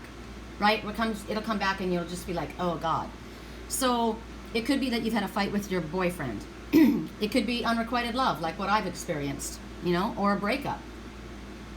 Or maybe you went on some kind of a, you had something that you planned, it was going to go this way, and it went completely sideways and it sucked. So Spirit's here to help us. And you know what? I slept well last night, even in this heat. I woke up a few times, but I did sleep well. And yeah, I saw all kinds of stuff in my dreams. I watched it, and I just thought, I'm not going to let it twist me anymore. I saw my twins' family. So I keep seeing them. I do. I keep watching that family, and I don't know why. I'm not asking to. Clearly because he's connecting to me. But I'm just not going to let it kill myself, right? So we may have reminders. It is Mercury retrograde. We're going to be thinking about people from the past. We're going to be bumping into people. It happens. Sometimes it feels good, and sometimes it sucks. But just allow the healing to happen, and really take care of yourself. And I'm supposed to do this, I'm supposed to do that, I'm supposed to do the other. No, you know what? You're supposed to take care of yourself. My daughter's in the hospital right now. She had complications with her surgery, and she got an infection. She wouldn't listen to me and put the stuff on I told her to put on, and now she's got this really bad infection, has to go in for surgery. So I was going to go and bring her the medicine that she's now finally now she'll listen to me, and I've got this homeopathic ointment for her, and she's finally allowing it to be done. But I was going to go see her, bring her some flowers, and I can't because she's going to have surgery or whatever. But I was going to go last night, but I was exhausted. And she was in the hospital, and I thought to myself, you know what, I should go. But her husband was there, and her son was there, and it was late, and I was so tired, and it was so hot, and I thought, no, you know what, I got to take care of myself tonight. I'll go tomorrow. So I'll go today on the way to the beach. I'll go today. So sometimes, you know, even though, yeah, she's in the hospital, they just admitted her, you know, you might have thought, wow, you didn't go see your daughter right then? No, it was 8:30, and visiting hours were, you know, not long, and she said she was tired too, and yeah, maybe somebody else would have said I should have gone, but I couldn't. I had to take care of myself. So sometimes it looks like, wow, you're not going to be here for me when I need you. I understand you need me, but I also need to take care of myself, and I understand you're in the hospital, but you're in the hospital and you're being taken care of. And I just had my heart ripped out on Sunday that you know, she knows about that. And I got to take care of me too. So don't be guilted into what you should do or what you shouldn't do. You know, if you need to take care of yourself, it's about that. And you don't have to be bitter. Like, I'm not angry and bitter. And you don't have to guard your heart. You know, when that guy asked me out, I was like, ooh, I'm not comfortable with that. But I'm not guarded. Recognize that, you know, we are loving people. We deserve love. We deserve to be treated with kindness and respect. And we deserve to give this also to ourselves. So allow this energy to come in around you, because it is here. There you go. That's what I talked about yesterday, the koala. Empathy. Speak less, listen more. Now, there's a lot of messages in this. One is, you can hear a lot from somebody without them speaking a word. I energetically can feel. I see in my dreams. I'm shown things. I am. So tune in to your empathetic qualities. What are you picking up? Maybe what's interesting to me, I'm going to say something that's contradictory, but that's what I am. I'm a total paradox. Speak less, listen more. When I speak, later, I listen to my my videos, right? Because I have to add the, like, see, this is what I do. I'll come here to YouTube, and I'll edit the videos. I'll show you what I do. You know, this is where you fix the color, and then I add all the tags and the information that you need. Like yesterday, I talked about what strawberry meant. I timestamp it for you guys. That's what I do. So, and it takes, I have to listen to the whole video. So, you know, this is going to be a long one today, right? So I sit there later and I listen to my higher self. And I hear my own messages. And I get smacked all the time. I hear myself say stuff and I think, you know what, you shouldn't have said that. Or, I mean, it went out for a reason. But I'm taught a lesson. Like, wow, listen to that. Listen to that. That's not what you thought. Or listen to that. You need to pay attention to that today. Or like yesterday when I was speaking about my dad, I literally felt like, okay, you know what? It's been about, I don't know, it's probably been a month since I wrote to him. So after I spoke about that, I wrote to him again. I reminded myself. So I listened to my higher self. So this is another way of, for you, you're not doing a video, that you can get quiet and listen to your higher self. What is your higher self saying? What is your body feeling? Sometimes this is a little phrase that I have coined. It's mine. I should get it patented. Sometimes people get lost in the words and forget the feeling. In their self or in someone else, right? So if you're talking so much, you're not hearing. So that's why Spirit says you should go into meditation. I don't talk to other people about, you know what's funny? I don't talk to other people about my twin. I talk to you like this. I don't talk about it to anyone. Most of the time because I want to protect him. I don't want anybody to think anything bad about him, right? But if you go into meditation, if you go quiet, and you still your monkey mind, and you allow yourself to feel the empathetic qualities that you have within you come to the surface. Look how sweet that koala bear is. You know, and I have to say this, you know, even though my twin has his own life and we're not together and blah, blah, blah, and I have to get over the pain of it, we are connected. He's my twin. And I always see him as a bear or with a bear. And somebody wrote to me yesterday and they said to me something about mama bear protection. And I always think of myself as a mama bear, because I am. I'm a mama bear to my kids. I'm a mama bear to my friends. I'm a mama bear to my twin. He doesn't ask for my protection, but I got to tell you, anybody said it, I'm just that way. My friends, you talk shit about my friends, you'll hear it. You know, if they're not there to stand up for themselves, I will. Don't you talk about people that I care about in a negative way. You know, I stand up more for other people than I do myself. But that's an Aries quality. Other people will tell you that. I know a lot of people have that same quality. We fight for the underdog, right? So he wrote to me, where is it? Can I find it? And he says to me,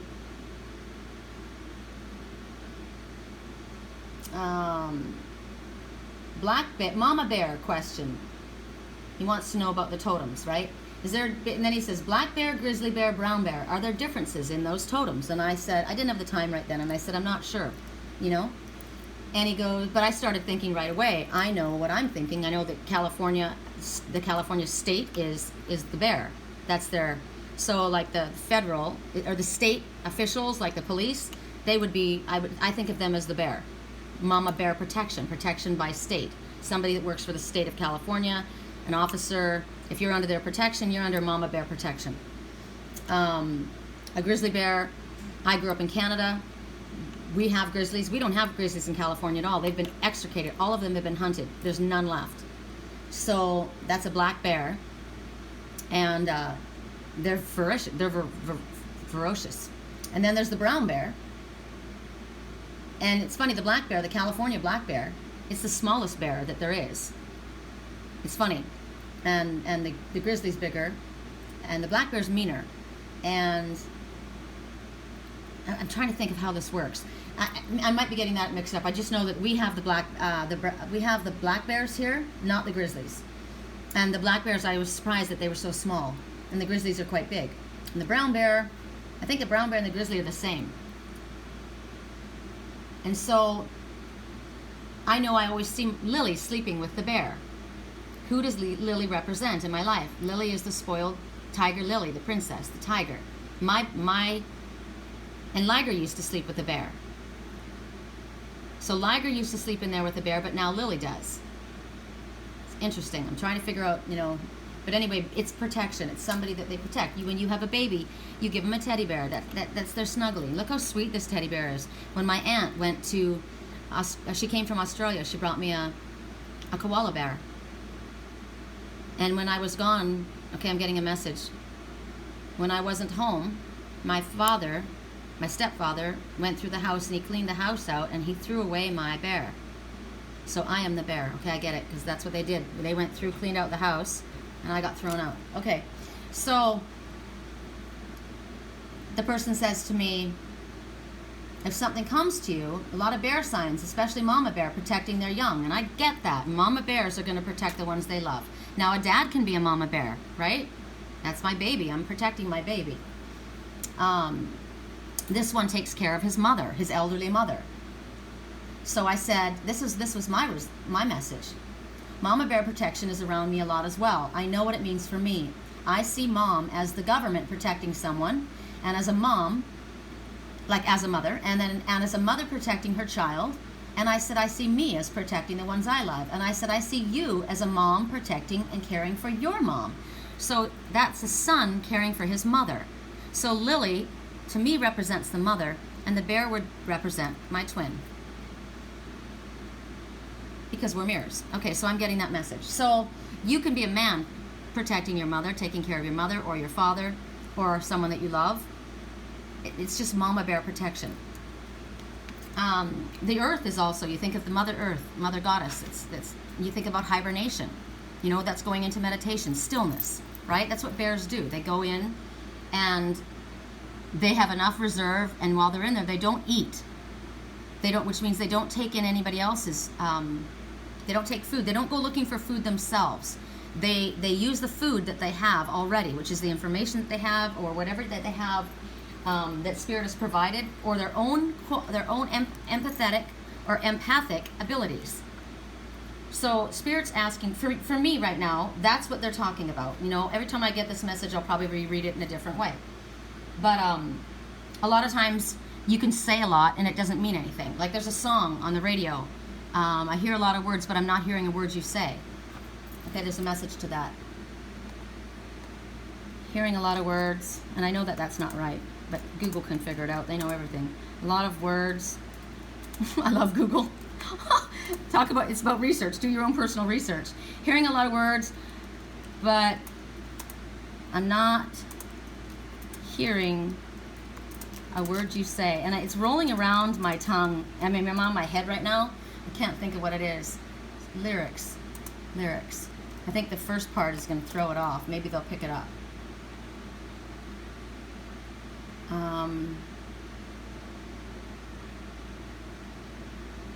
Don't listen to a word I say. No. Jacob Whiteside. What's this? I want to tell you you're beautiful. In a way you've not heard before. But I don't think it's time to... I'd finally confess my love in verse, but I'm not good with words. Jacob Whiteside. Okay, I don't know why that came up. Hold on, we gotta look at this, you guys. Sorry. It might be a personal message for me, and I want to hear it.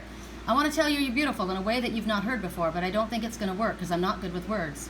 I want to tell you you're the reason why the earth spins and the stars hang in the sky, but I don't think it's going to fly because I'm not good with words. Oh, if I could only find a way to say it like the poets say it. Sing a sweet and simple serenade directly to your heart. If I could only speak aloud just what I feel when you're around, I'd finally confess my love in verse, but I'm not good with words. If I was just like Shakespeare. Now see, I feel like I should not keep doing this because of I should not, because I should go on with the message, but for some reason I'm supposed to say this. If I could only find a way to say it the way the poets say, sing a sweet and simple serenade directly to your heart. Okay, so speak less, listen more. So here's a message to you. Maybe you don't have the words. So send somebody a song. Send them a song. I've said this before.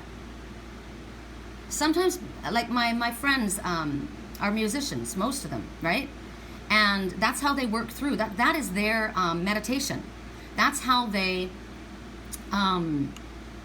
express what's inside of them through their lyrics. My friends, through the music. I mean, you can have music play with no words and the emotion that comes from it, right? But they pour themselves into this. That's their type of meditation. So if you're trying to reach somebody, you don't have to speak. Maybe right now you're supposed to listen to this. Send somebody a song. Or for me, pay attention. Maybe pay attention to the songs. My twin and I always, my higher twin, his spiritual self, we would speak in music. I would turn the radio on, I would be talking to him, and I would ask him, and he would answer me, because his higher self would answer me in the music. Spirit knows how to do that. That's how I always, when I do readings, I always leave the radio on, because I get messages for my clients through music. So listen. Listen to the animal messengers. What are the, like this morning, the sparrow. What did the sparrow want to talk to you about? I will put the sparrow's message in here. So this one is saying, if I could only speak what I feel when you're around, I'd finally confess my love, but I'm not good with words. Sentences, I'm not good with words, sentences, or conversation. Or words, they only bring me complications. And when it comes to love, I'm useless. I'm just full of bad excuses. And confessions go unheard. If I could only find a way to say it like the poets say, sing a sweet and simple serenade directly to your heart. If I could only speak aloud just what I feel when you're around, I would finally confess my love in verse, but I'm not good with words. Isn't that sad? I want to see what's here. I want to see what's here. Commitment. Okay. That's what's going on. That's why I sang this song. Said the song. Sorry. This is going to be the world's longest reading. I should do this for today's reading, our weekly reading. Okay, here we see this couple again. They're not talking, right? Speak less, listen more. Okay, they're not talking. This is going to come in separate because this is different. You're feeling each other. See the connection here? That's their empathy. They can feel. Empaths feel energy. We pick up people's energy, right? I know somebody feels this way. I know that. I know that what was said, in my heart, in all honesty, I don't believe what I was told, okay? I'll admit it. I'm not going to play the game. I'll admit it. I don't like games anyway. I know you just said that because I don't know why you said it. Maybe you did it, but I don't know why you said it. And I know that when I went to leave and you called out your friend's name, that was a message. I got it. It was weird. And I know it's like I don't know what to say, and that came out. You don't know what to say. You never have been good with words. You never have been good expressing yourself. But I can't read your mind on everything. And I'm not going to jump to conclusions. You do need to speak. Nobody's speaking here. Right? The teddy bear hanging out in the tree. The family tree hanging out with the family. There's eucalyptus around that tree. This is a sweet, very slow-moving bear. Damn straight. They're not talking. So you need to ask yourself, okay, do we need to talk about a commitment? Is there an issue with a commitment? This guy is wearing a suit and it's blue. But a lot of it is, you know, ghosted, right? It's like not there. Half of it's invisible.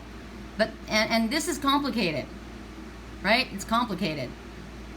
Checkered flag, it's kind of like, you know, what happens with the checkered flag? Off to the races. It's either time to go, right? Speak your truth. Connect with your third eye. Listen to what Spirit's telling you. I'm looking at this koala bear's nose, and I'm seeing it like a third eye. It's so big, right?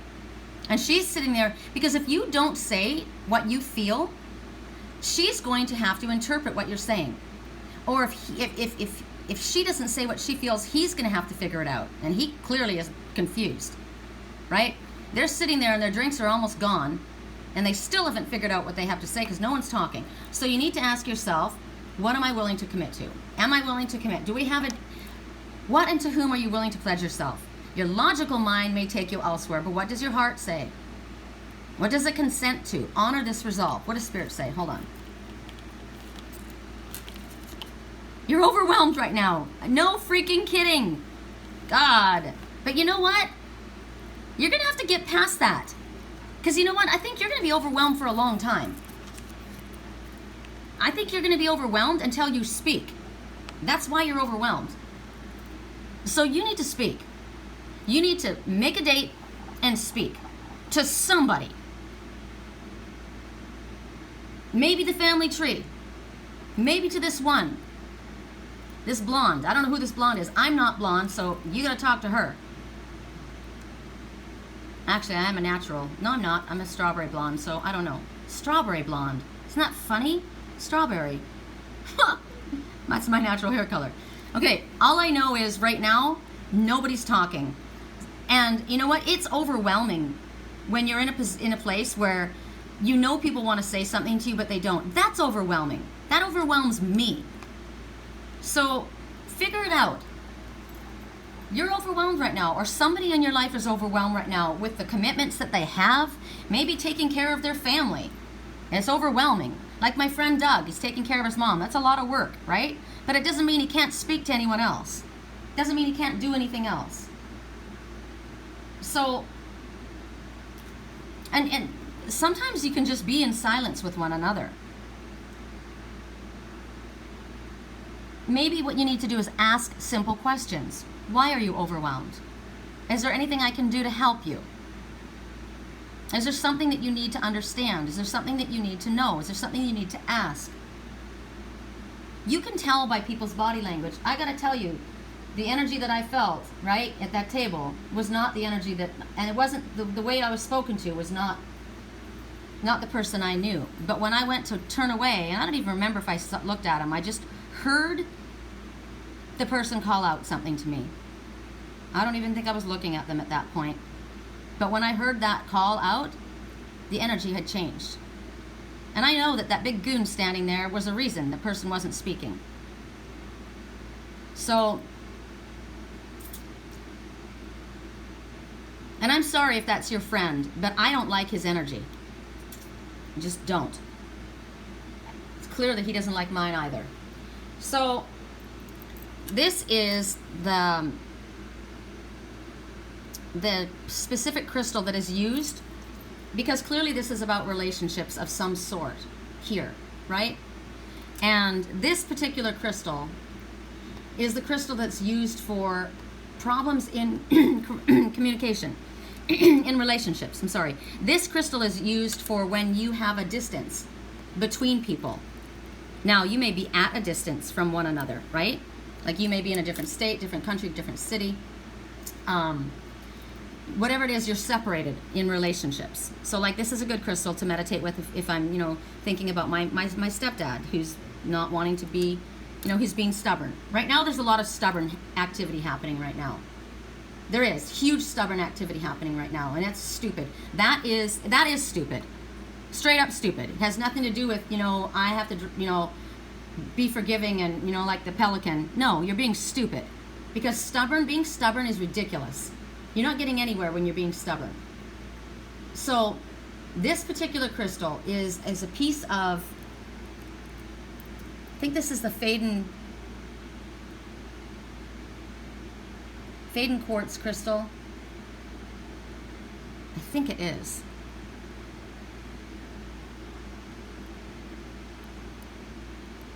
It helps heal relationships. It helps healthy family issues. I'm almost certain. Let me pull it up. Faden quartz. Faden quartz. So, you know, look to the earth. Right? Look to the earth for what you need. Maybe like I said, maybe you're not able to speak. Then use this. Use your crystals. I go to sleep every night with this. I go to sleep with the smoky quartz, which is for protection, right? Last night, and I went to sleep. Remember, I said, wow, when I noticed that this amethyst, which is also protection and calm and to help with peaceful sleep, when I noticed it was 2 in 1, and I said, this is a twin soul stone for me. It was a phantom. Somebody wrote to me and said inappropriate word, and I said, I don't speak to a phantom. So that phantom needs to say more than those 2 words. Well, that same word. I sleep with this, and this, okay? So you can use crystals to help you. And the Faden quartz, it helps when, I'm trying to think of where I have it. Yes, it absolutely is Faden quartz. Absolutely is. So if there is somebody that's trying to come between you and another in a relationship, it's helpful. So I thought, okay, good, that works for me. I'm going to hold on to that because that's what's been happening for me, right? There are people that are trying to stop this relationship, come between it, just like it happened when I was a kid. And it also helps with communication. So, what else? I can't find what I'm trying to find. There was a specific message in this. But, you know, use the earth. Right now, if somebody's overwhelmed, you're probably both overwhelmed. This teddy bear is holding on to his family tree, is not talking. These 2 are sitting there and they're not talking. They're communicating telepathically. Yes, they are. In their dreams, they're communicating, yes. There's an issue about a commitment. And it needs to be discussed. That's all I can think of, I mean, at this point. Because why? Why else can't I think of anything else? Because I don't have enough information. And sometimes, you know, if we don't have enough information, we can't make a decision on something. So how do you get the information? You speak. If you don't know how to speak, send them a song. If you send them a text, for God's sake, send them an email. You know, do something. It wasn't comfortable. My dad's not talking to me. He's mad at me. I sent him a message. Are you okay? Just checking to make sure that you're okay. You know, that's why you're being stubborn. If you can't do that, you're being stupid and stubborn. And here I am, the Red Baron. However, this is an angry bird. This is how they go. This is what's funny, is the tiger sits on top of the angry bird because they all go together. So, life's tough, wear a helmet. Maybe this isn't me. I know who said that. Right now you got a helmet on and you got a tiger on top of you. Tiger's on my tail. There's a tiger on my tail. Tiger. Well, we already know that that's an older woman that's chasing you. I'm not, so don't worry about it. But there's a tiger on your tail. What else does a tiger represent? Let's go to the Urban Dictionary. A tiger is on your tail. Tiger would be, well, it's definitely an older woman.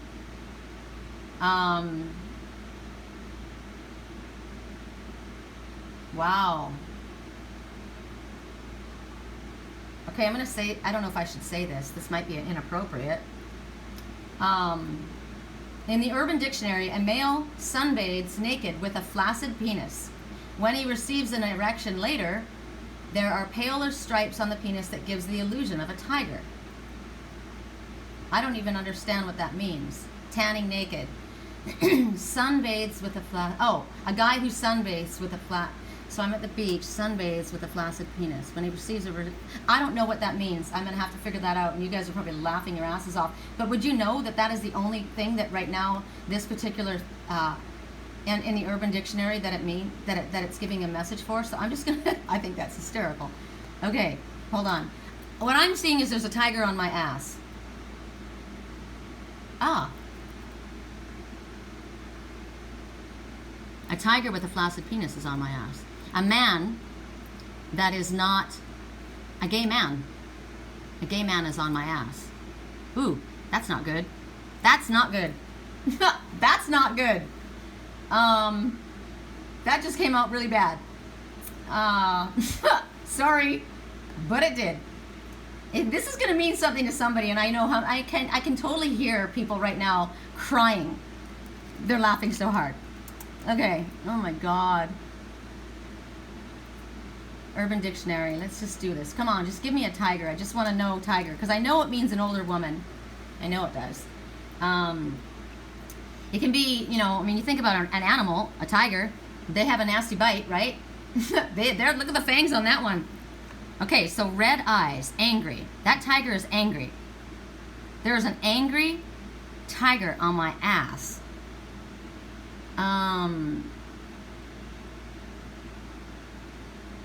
A tiger is a word said condescendingly by someone at least 1 year older than someone else, but not exclusively a retiree.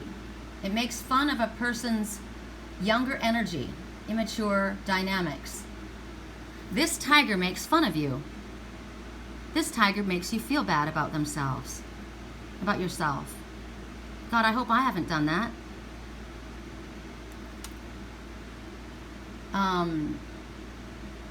I mean, I like the idea of a tiger. You could be a tiger in bed, and it's a good thing, right? You can, oh my God. Okay, remember this message? From, where is it? From the Oracle of Shadows and Light, the one we just got. This one, the one that loves you. See the claws?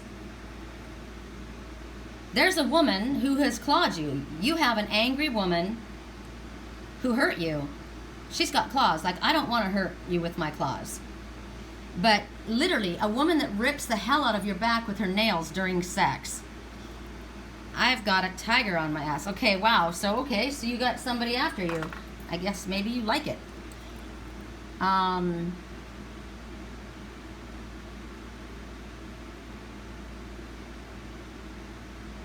Whoa, no.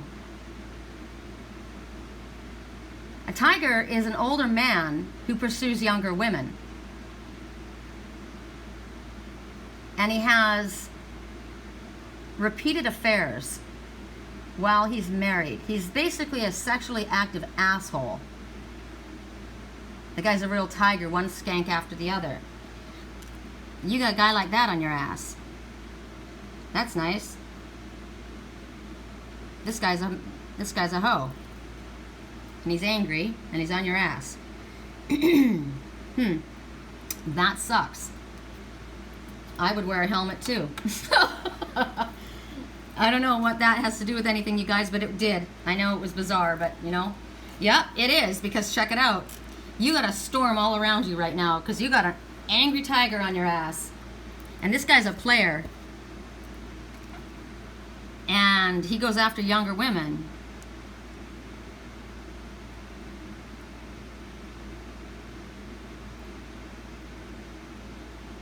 Wait a minute. That's me. I said this was me. I've got an angry tiger on my ass, and he's a player, and he goes after, he's basically a skank. an older married man who goes after younger women is basically an asshole. I got an older married man that's coming after my ass. Yes, I do. Actually, I already know that. I told you guys I had this tiger. And I told you this one was, I knew that.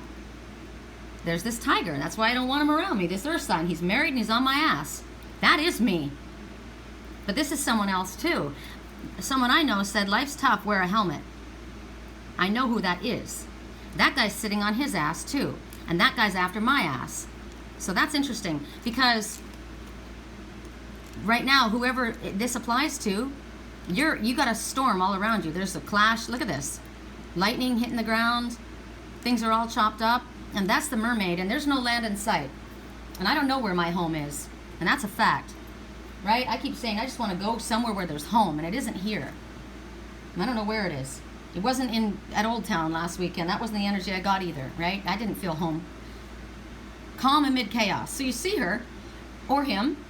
And even though it's all whipped up, she's pretty calm. I'm calm, even though it's all whipped up around me. So the lightning's not going to get you. It's striking all around you. And you're kind of in a trance. Now, that's what happened to me. Last weekend, I told you, I was in a trance. I literally couldn't speak. That was me. And this one is a mermaid. You're from Atlantis. I have connections to that. I have a huge mermaid tattoo on my stomach. And there's all this crap going all around you. Destruction, all around you. Upheaval, big time, right? And everything around you has sunk. It has. It has. So now, it's time to go out in search of your new home, which is what I need to do, right? And so what's going on around you? There's a lot of drama around you right now. And things are changing, big time. And this one's hunkered down with the helmet on because there's somebody screaming, yelling, angry, right? That this person, because when I first saw this, I didn't see me. I saw my mirror. So my mirror has this going on as well. And this person wears the carnelian ring. This is an earth sign this one's got on their ass. And I don't know who they are, but look at those eyes. Those eyes are pissed. And their teeth are out ready to bite. But I do also know that I am the mermaid. And I was feeling this way in a trance. So, and I also know that I have an angry tiger on my ass. Right? I've had it the whole time. And I know that. They keep coming after me and they won't fucking leave me alone. So we have the same person after our ass. Get that. Maybe you didn't know that. So for you, you've got all kinds of drama. I do. My daughter's in the hospital. She's very dramatic. She just is. Lily's having a fit right now. She's meowing at the door. I don't know what the hell's going on, right? We don't know where we're going and we're trying to go somewhere. We want to go where it feels like home. And all we know is where we're at is it doesn't feel like home. But we're shapeshifters. We can go and we can be anything. We can turn into whatever we need to be. So for you, whatever this change is, this great upheaval and spirit, we know that this is coming. We've been told this is coming. We've got an eclipse coming. You know? What you have that was your life before, it's shredded. Mine is. It's shredded behind you, right? You're not going to go back to that because it's just turfed. And you don't know what's in front of you because there's no land in sight. I don't know where the fuck I'm going. And you may not either. There's a journey in front of us and it's going to go on for a while. Yay. Right? But Spirit says we need to trust and follow our inner compass. I said to someone, follow your true north. What is your true north? Well, you stay on your spiritual path. It's all I can do. You know, stay on my spiritual path. I couldn't control what happened. It was a nightmare. It sucked. But I got to keep moving forward, right? And you need to keep moving forward. Follow the guidance you get. Check in with your higher self. We have to call on the fox again. We just do, because we got to remain with the three things that come up with fox for me: adaptable, flexible, camouflage. Those are the things. And the fact that, you know, you can survive. Now think about it. That sea is really, really stormy. I'm an underwater diver, like a deep ocean diver, right? I'm an advanced deep ocean diver. It's scary for me when I flip off the back of a boat when the water's like this. It is. I'm afraid of the ocean. It's fucking huge. And it's gnarly and it's strong. And I have extreme respect for the emotion. For the emotion. Well, that's a message. For the power of the ocean. Remember I told you when my twin and I were running along the beach and there was a great wave building and there was no way we could outrun it. This is where we're at. He came back and he grabbed me and we ran together. Or maybe I grabbed him. I don't know who grabbed who. But this ocean, and remember I said that in the valley, There was a great fire burning through the valley. Look at this. That's what's going on right now. There it is. The fire is in the valley, and it's angry. And this great wave is building, and somehow we come together. And what we do is we went to spirit, because the wave came and we went with it. We rode the wave. We didn't avoid the wave. That's emotion. We rode that emotional wave.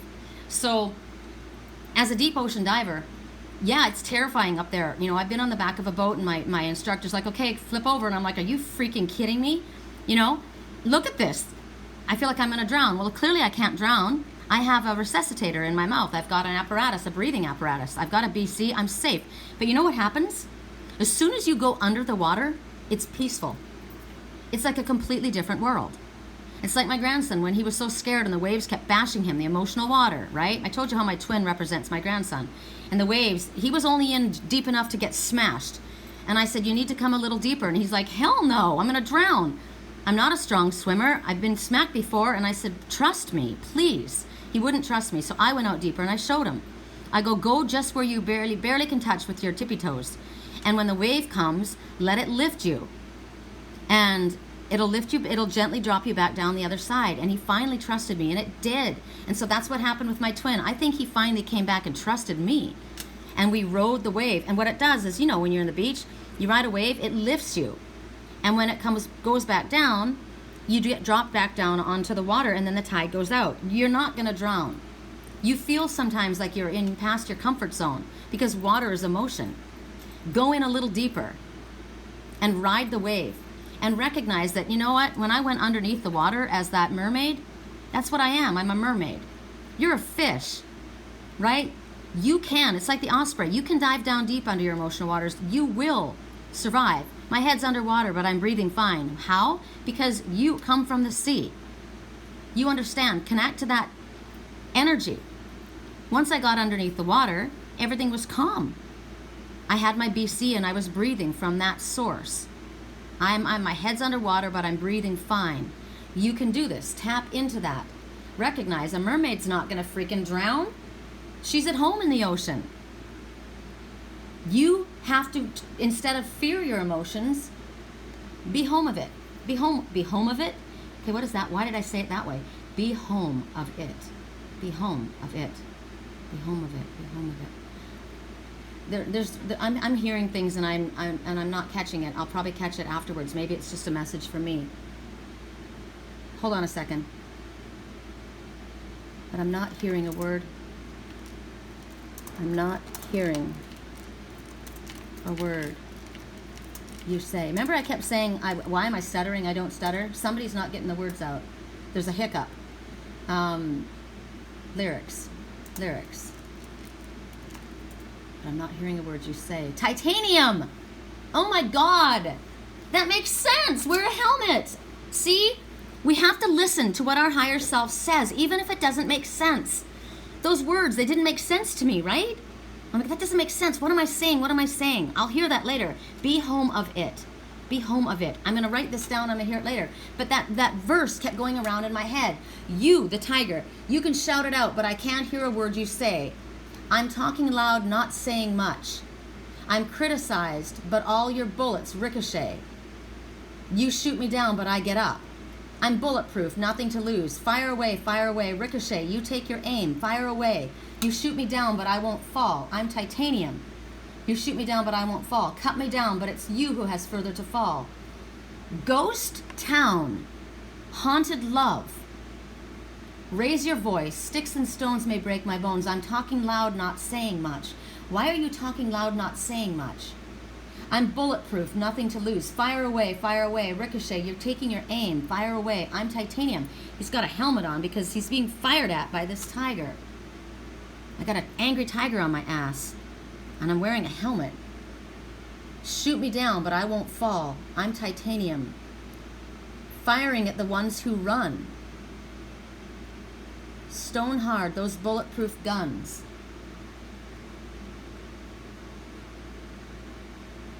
Wow.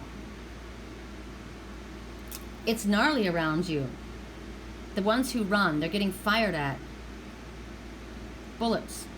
Words are bullets. I took a bullet for my brother. Blood is thicker than water. When but I've still got a bullet hole in the back, in my back. Hold on. Blood runs cold. Lyrics. Blood runs cold. I heard, no, it's what's her name? What's that chick's name? Taylor Swift. Taylor Swift. Bad blood. You've got bad blood. Okay. Somebody is called baby in all of my dreams. Baby. Now, my ex, or my twins, I call him babe, but somebody is called baby. And or in the family, they're the baby. Because baby, now we've got bad blood. You know, it used to be mad love. So look what you've done, because now we've got bad blood. We've got problems. I don't think we can solve them. You made a really deep cut, and now we've got bad blood.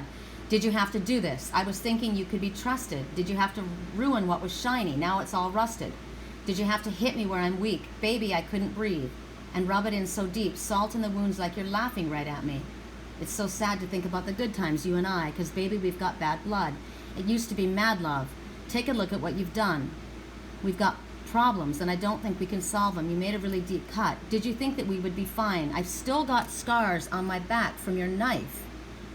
Someone stabbed you in the back. Remember that one, the reading we got yesterday, and I don't know, it was a post, and I shared it. I don't know if it was yesterday or the day before. I'm getting prickles in my left hand, my heart side. It was the one where somebody said, sure, I'm backing you up. Sure, I've got, yeah. And they're talking shit behind your back. They're supposed to be on your side. Remember, I saw that one in my dream. Can you do this trick? Yeah, I think so. He tried to do it. He falls on his back. He's embarrassed. They laughed at him. So he took off. They laughed at him. Scars on my back from your knives. And I told my twin a dream a long time ago. Somebody, your brother is going to take something from you, something that was yours. I don't know if it's your natural brother or somebody that you call a brother. But while you're gone, they're going to take something from you. It's yours. I told him this 4 years ago. I knew he was mad at me, but okay. So this is the one who stabbed you in the back. So don't think it's in the past. These kind of wounds, they last and they last. Did you think it all through? All these things are going to catch up to you. Because remember, you can decide to change your way of life, but when you've done something, there are consequences to the things that you do. You can't escape the consequences of your actions. And remember, we can forgive somebody. The hardest thing I ever had to do was forgive someone who wasn't sorry. Maybe I'm not sorry for what I did, right? Maybe I don't give a shit, and I don't care that I hurt you, whoever this person was, right? You have to forgive so you don't carry it. But this one, it's so sad. They think about the good times, right? And then you think about it. Remember, I took a bullet for my brother. Band-aids don't fix bullet holes. You say you're sorry just for show. So to other people, you're acting like you're sorry, but you're not. You talk shit behind my back. You're the one who shot me in the back. I took a bullet for you. And if you live like that, you live with ghosts. Wait a minute. What's the other song about ghosts? Oh, this is confusing. Sorry, you guys, but there's a lot of messages in this. Where's the other one? What was the other song? Titanium, right? Titanium. The one that's titanium. Titanium lyrics. Wow, I hope this is helping a lot of people, because this is hard. My mind's moving quickly here. Cut me down. Okay, it's the same one. I'm bulletproof, nothing to lose. Cut me down, but it's you who has further to fall. Ghost town, haunted love. Raise your voice, sticks and stones may break my bones. I'm talking loud, not saying much. So it's the same one. You live with ghosts. If you live like that, you live with ghosts. Band-aids don't fix bullet holes. You say sorry just for show. If you live like that, you live with ghosts. If you love like that, love runs cold. Now remember, Mama said, blood is thicker than water. So this is family. If you love like that, blood runs cold. Because now, baby, we've got bad blood. So whoever this one you thought was your family, that you called baby, this is them. That's who's on your ass. And you're wearing a helmet. And that same one you need to know is on my ass. And then for everybody else, this is the chaos. This is the kind of chaos that's around us. Whatever this situation is, it's that bad. And it is that bad. And no wonder you're overwhelmed. I have been too, right? But we have to trust our inner compass about where we need to go. Check in with your higher self. Where is my true north? Remember, the owls go north to the mountains. Owls go north. Ravens go south to Mexico. We don't want to go there. The eagles go to the coast. The eagles. The eagle represents, doesn't the eagle represent military? It represents the United States. The one who wears the flag wrapped around his head, the one who says, don't tread on me. They go to the coast. Okay, you don't go there. You go north to the mountains with the owl. The owl is your, and I'm sorry if I'm confusing some of you guys. Just ask your higher self to lead you. Your owl is your intuition. The owl is the silent flyer. The owl is the one who says, pay attention to your dreams. The one who sees past the illusion and past the deception, who understands the hidden messages. Call on the owl. Owl is cousin to the hawk. The owl works at night while the hawk works during the day. Okay. The great horned owl, that's my twin. I work during the day. He works at night. Okay. So dreams. So pay attention to your daydreams. You're like right now, whatever comes to your mind where you're thinking about this and you're thinking, I don't know what the fuck she's talking about. Just let it roll. Later, what you need to know will come up. That's how it works. You're more than capable. You're more than adaptable. And you are more able to survive than you realize. And at this time, you're going to have, oh my God, that's what it is. That's what Spirit's trying to tell me. This is not Faden Crystal Quartz. This is not Faden Crystal Quartz. This is Lemurian. This is a Lemurian crystal. I knew there was something wrong. Faden Crystal Quartz is the other. Lemurian crystal. Okay, hold on. Lemurian. And I needed a crystal so bad, the Lemurian crystal. And I know, I heard somebody say send this to her. And they sent me the 3. Lemurian, it's a seed crystal, okay? This is a Lemurian crystal. This is a Lemurian crystal. Hold on. What do you need to know about this? This is a really long reading, you guys. Dang. Okay. They come from Brazil. A coyote's on your ass. Okay. This doesn't feel like my Lemurian crystal, but I know that it is. I know that it is because I put it somewhere else. I put another one somewhere else.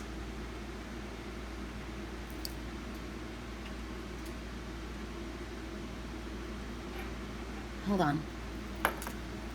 You know what? 1, 2, 3. This is Faden Quartz. And I know this is going to sound insane to you guys. You're probably thinking, what on earth is wrong with her? This is Faden Quartz crystal, but they wanted me to talk about this. This is how Spirit works. Follow what your higher self says, even if it doesn't make sense. Lemurian, okay, so Lemurian crystal. What do we want to know about the Lemurian crystal? Well, that told me a coyote's on your ass, okay? Lemurian.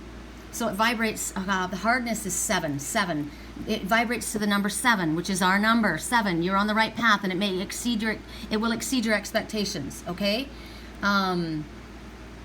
Immune system, kidneys, pain, pineal gland. This will help you. Not this, the Lemurian crystal will. Emotional balance, emotional issues, friendship, harmony, peacefulness, perseverance. This is all in Lemurian crystal, okay?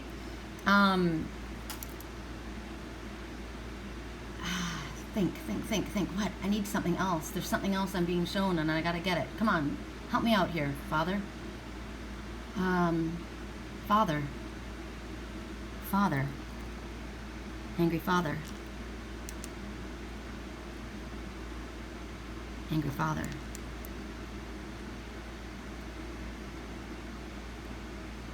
I'm running from an ex-mother. An ex-mother. Hold on, I gotta find out, Lemurian, there's something else. See, this is how it works. I'm going one way and I get completely sent in a different direction. And see, and that's exactly what the truth of how Spirit works for us, right? We don't even know where is our home. Is it north? Is it to the beach? Is it to the, where is it? It comes from Brazil. It's used for channeling. The Lemurian crystal is used for channeling. It opens your heart chakra, gets you in touch with your innocent emotions. If there's any energy blockages, it's about love and compassion.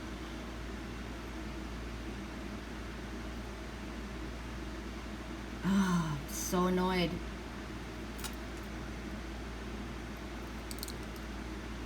There's something I'm missing. I hate that. Oh, God. Well, let's give her her crystals from Lemuria. Release it. You're underneath. Okay, check it out. Oh, God, my ears. Okay, I'm getting high-pitched frequency in my right ear, which is my night side. So the Red Baron is underneath this tiger, and this woman is trying to pull him out. And Spirit says, release it. Release it. How do you feel in this relationship? If you're not supported in a positive way, let go. With gratitude and compassion, let go. Create space for a true love to enter.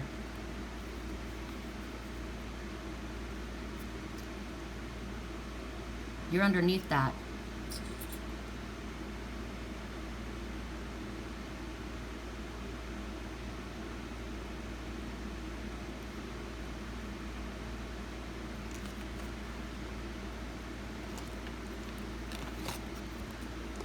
Oh my God. Follow your passion. Okay, I have to read this differently. Hold on, you guys. Okay, this isn't me. So I'm going to read this card the way I'm getting this message from Spirit, okay? So it will apply to you this way. This is you. If you're a man or a female, this is you. This is not me. You're trying to pull somebody out from underneath their baggage, and you're being told, let go.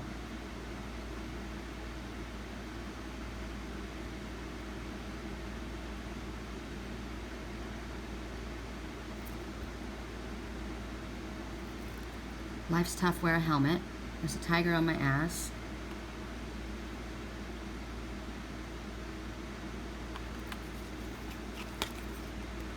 How do you feel in this relationship? If you're not supported in a positive way, then with gratitude and compassion, let go. Let it go. Create space for true love to enter. Follow your true passion. Okay, so what's bizarre to me, and I don't know how else to tell you guys this, but this one here, I said this was me, right? But I know who this is. This is this one, the Black Panther. Remember the koala bear that was in the tree? They're the same one. They're the one holding on to their family tree. Okay, there you go. So this is how we're going to read this. And it doesn't matter that you guys have a different scenario or situation than me. I'm reading it the way I'm given the messages. And so this is how it's going to apply. This koala bear is holding on to this family tree. This koala bear is represented by the Black Panther. Okay, holding on to a family tree. This is the Black Panther. This is the family tree. They're holding on to that family tree. So whoever this represents to you, you guys have to make, sorry, I'm trying to get this all into focus. Like literally. There's an angry tiger on their ass.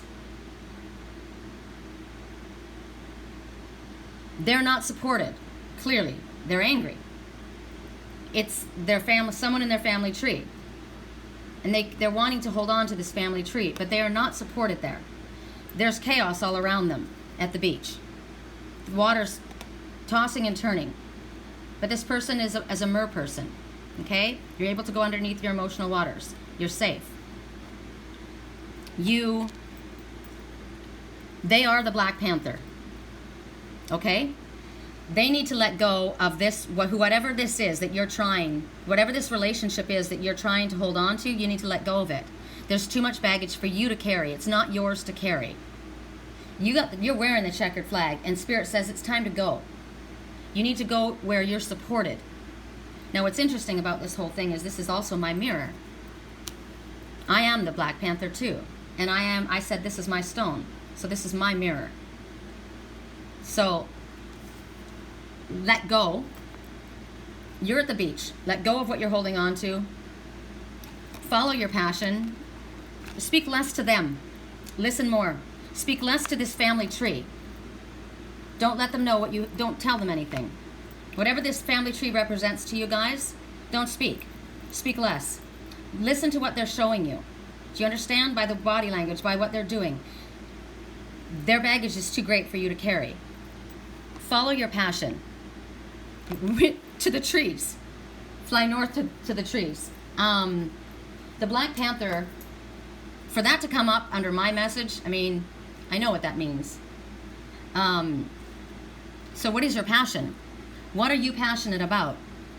You're dragging around or trying to pull something out from underneath, and it's you're not supported in that. Whatever that is, you're not supported. Go after what you're passionate about or who your passion is. Follow that passion. I'm thinking about the reading that we got yesterday about the cars. Remember, and it said travel, and the one person we were in the car, and there was the one in front, and I said, "Where are we going? Why are we in two different cars?" But you are. You may be following someone somewhere. Follow your passion, because we are our car is how we move forward in life, right? So we want to go. You're wasting your energy. They're dragging. They're pulling from your energy. They're taking your energy. That's what they want. They want to hold you there. But there's no way you're going to get them from underneath that. That is not for you to carry. Whatever they have, that's for them to carry. There should be no guilt. There is no support in this relationship. You need to release. It's like my dad and my daughter, right? When they're doing what they're doing, when they're acting like this, I go away. I'm not going to force it on you, but you're not going to tell me what to do either. I'm going to follow my own path. So stop talking to them. Stop speaking. Follow your true passion. Let go of what you've been dragging around. If that Black Panther hadn't have shown up there, I would have thought this meant something different. But it did. So this is what it's telling us. That Black Panther is up in the trees. Tree. That Black Panther is growling in that tree. That koala bear is holding on in that tree, and you're trying to hold on to something too. You're all the same person. You're all the same person. So there's been a lot of twists and turns, right? You've been all over the place. I wish I could get everything into focus at once. I'm sorry this is taking such a long time. We're at 2 hours and this is ridiculous. I think that this should be our weekly reading because this is ridiculous. I'm sorry you can't see my face, but I'm sitting here in my nightgown and I don't have any makeup on and I'm not gonna let you see me. That's a message too. I'm sorry you can't see my face. Okay. And guess what? I will show you something. I'm wearing a leopard nightie. Okay? A Black Panther is actually a leopard. It's just in the shadows. It's the same thing. Okay, we're one and the same. I get it. Because look, when you go close to this, even in this picture, you can see the light underneath. It's just, if this is called a shadow panther, basically, it's the jaguar. It's the same thing. Panther, leopard. So, right now, there's an urgent feeling. You know it. We've been getting this. Remember yesterday, I need to talk to you. There's something urgent. You know, help me before it's too late. So, there is something that's happening right now. Somebody's getting fired at by titanium bullets, right? But remember, we have a shield of titanium that we put around ourselves. I keep my twin in a titanium shield. That's why they're bouncing off. They're sending titanium bullets, but we have a bulletproof shield. Okay? So you do have that feeling in yourself. It's urgent. You need to express something. You need to get something out in some way. You need to go after your passion, whatever it is. Right now, what's really amazing to me about all of this, considering I went all off script, right? I went off script, and you went off script by saying that. I get it. Okay, I went off script today, and And yet this is exactly what this message is actually all culminating. It's all coming together because it's questions about safety and survival right now and stepping into who you really are. Safety and survival are here, expressing yourself truthfully who you are. And I'm just going to leave that there because it means different things to different people, but that's literally what's going on, safety and survival. And once you've figured out what your true passion is, you've discovered who your true passion is, what it is, and you know what it is. You probably already know what it is and who it is. Honor it. And then Spirit will take care of the rest. And they're asking you a question. Does this surprise you? And you're looking at this situation going, okay, I've got like a chaos all around me. People are firing titanium bullets at me. I've got an angry tiger on my ass. I'm wearing a freaking bulletproof helmet because of titanium bullets coming at me. You want me to speak less to them? Yes. But speak more to someone else? Yes.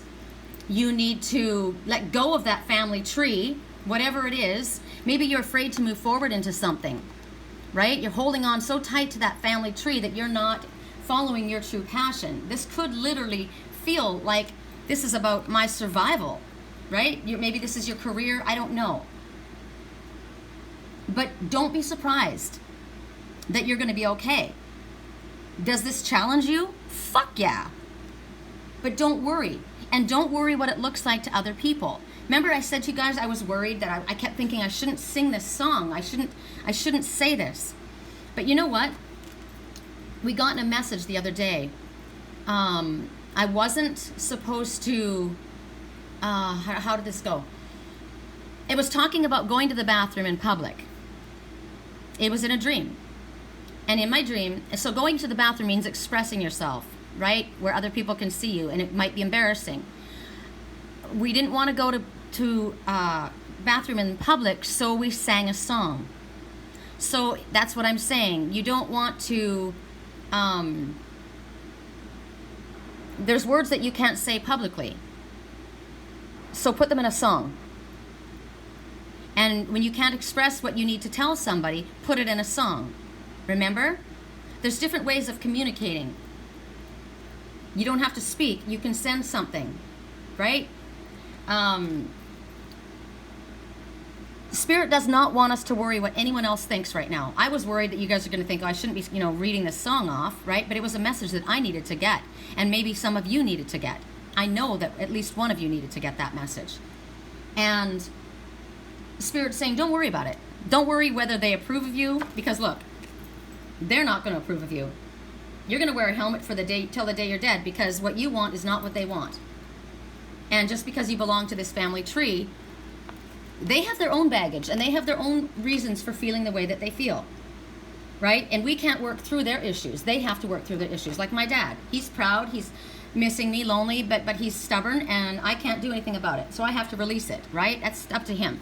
So there's chaos all around us. We can't control the storms around us. We can control ourselves. Because why? Because a true master finds peace amidst chaos, right? So don't worry about what others think and whether they would approve or not about what your soul's path is or what your true passion is. You follow your passion. And when you come to the end of your days, remember yesterday I said when you come to meet your maker and you're lying on your deathbed, are you going to say, I wish somebody would have told me, babe, that these would have been the good old days? I wish I would have asked her out. I wish I would have done this. I wish I'd taken that job. I wish I would have moved. I wish. I wish I would have lived my life differently. It's too late then. So know that when you follow that your true passion, whatever it is, the job, the move, the relationship, whatever it is, whether your family, friends, or anyone else approves, disapproves, or it doesn't even make sense to them. It doesn't have to, because you know what? Spiritual people, we don't make sense to people who aren't awake. They're sleeping. How can they possibly understand something that they're not a part of? They don't understand it. They can't see it. My dad, he tried to listen to me about my twin, right? He wanted to be my friend. He did. He wanted to try and support me, but in all reality, when it came right down to it, he got mad. And he thinks it's stupid. He lied. I said, you know, you say sorry just for show. He lied. And then he let the truth be known, and he let me know what he really felt about my twin and about my path. And I thought, wow, you have no respect for who I am and you know, you can do whatever you want. You don't have to be who I am, and you don't have to go along with what I believe. But you do need to respect my choices. And you have no respect for me. And that's when I dropped I did this my whole life. I chased my father my whole life. But it isn't for me to hold on to. And at this point, I have gotten to the place where I won't chase anybody. I know who I am. I follow my path. I go after what I'm passionate about.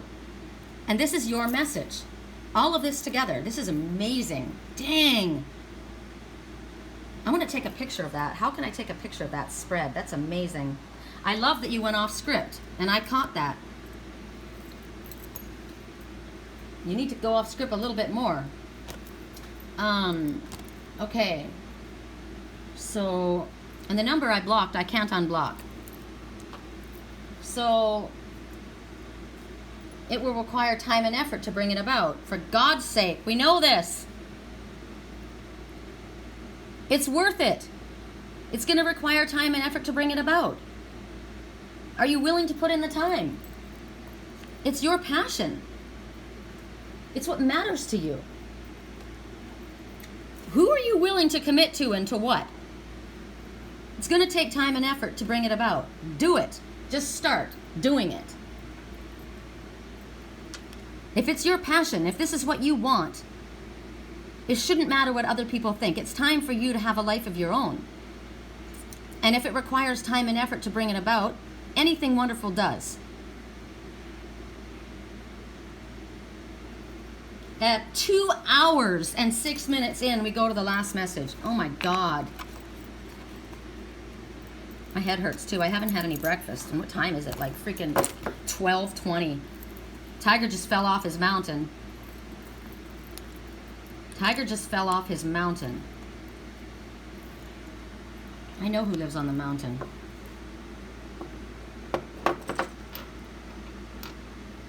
I know who has the farm. But the family, okay. Tiger just fell off his mountain. Watch out, dude. There you go.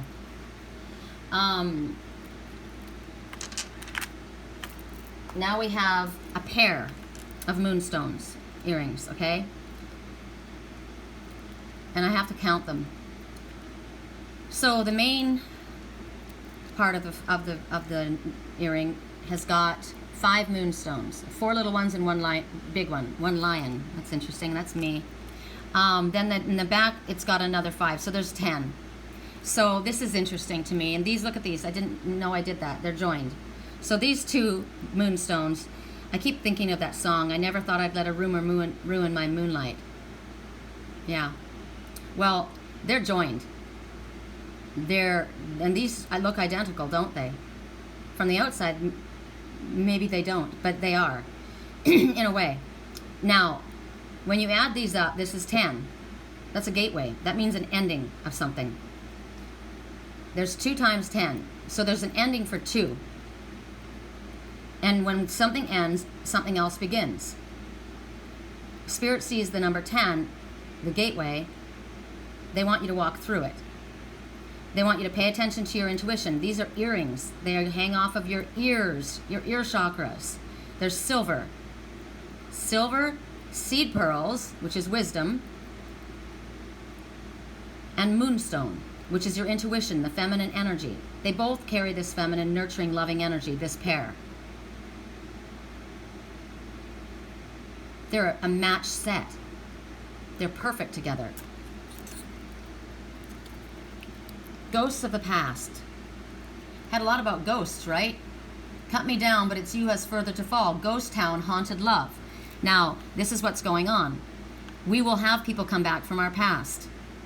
Some we don't want to see. Some remind us of a time when we did things we didn't like, when we weren't well. Some are old boyfriends, some are old girlfriends. There are some people that come that we want to see. This is Mercury retrograde. That's what we're in. So This is for, they still have their masks. Remember, wow, I came back from where I was and my friends, they're still doing the same thing. I don't want to be a part of that. That's not who I am. I've taken my mask off. I'm no longer part of that game. So for a while, and this is interesting, remember I got in my dreams and I was so concerned and I said, you know, this one is going to hook up with their friends, and I saw them and they stumbled. Somebody said, do you have some cocaine in there? And he's like, no, I'm a Pez dispenser. You know, the drugs were all there again. It was the party scene. It was these two that they always hung out with. They want us, hey, you're back. Come on, let's go hang out. They want you to go back to the same thing that they always did. And you might be tempted to go and join with them again.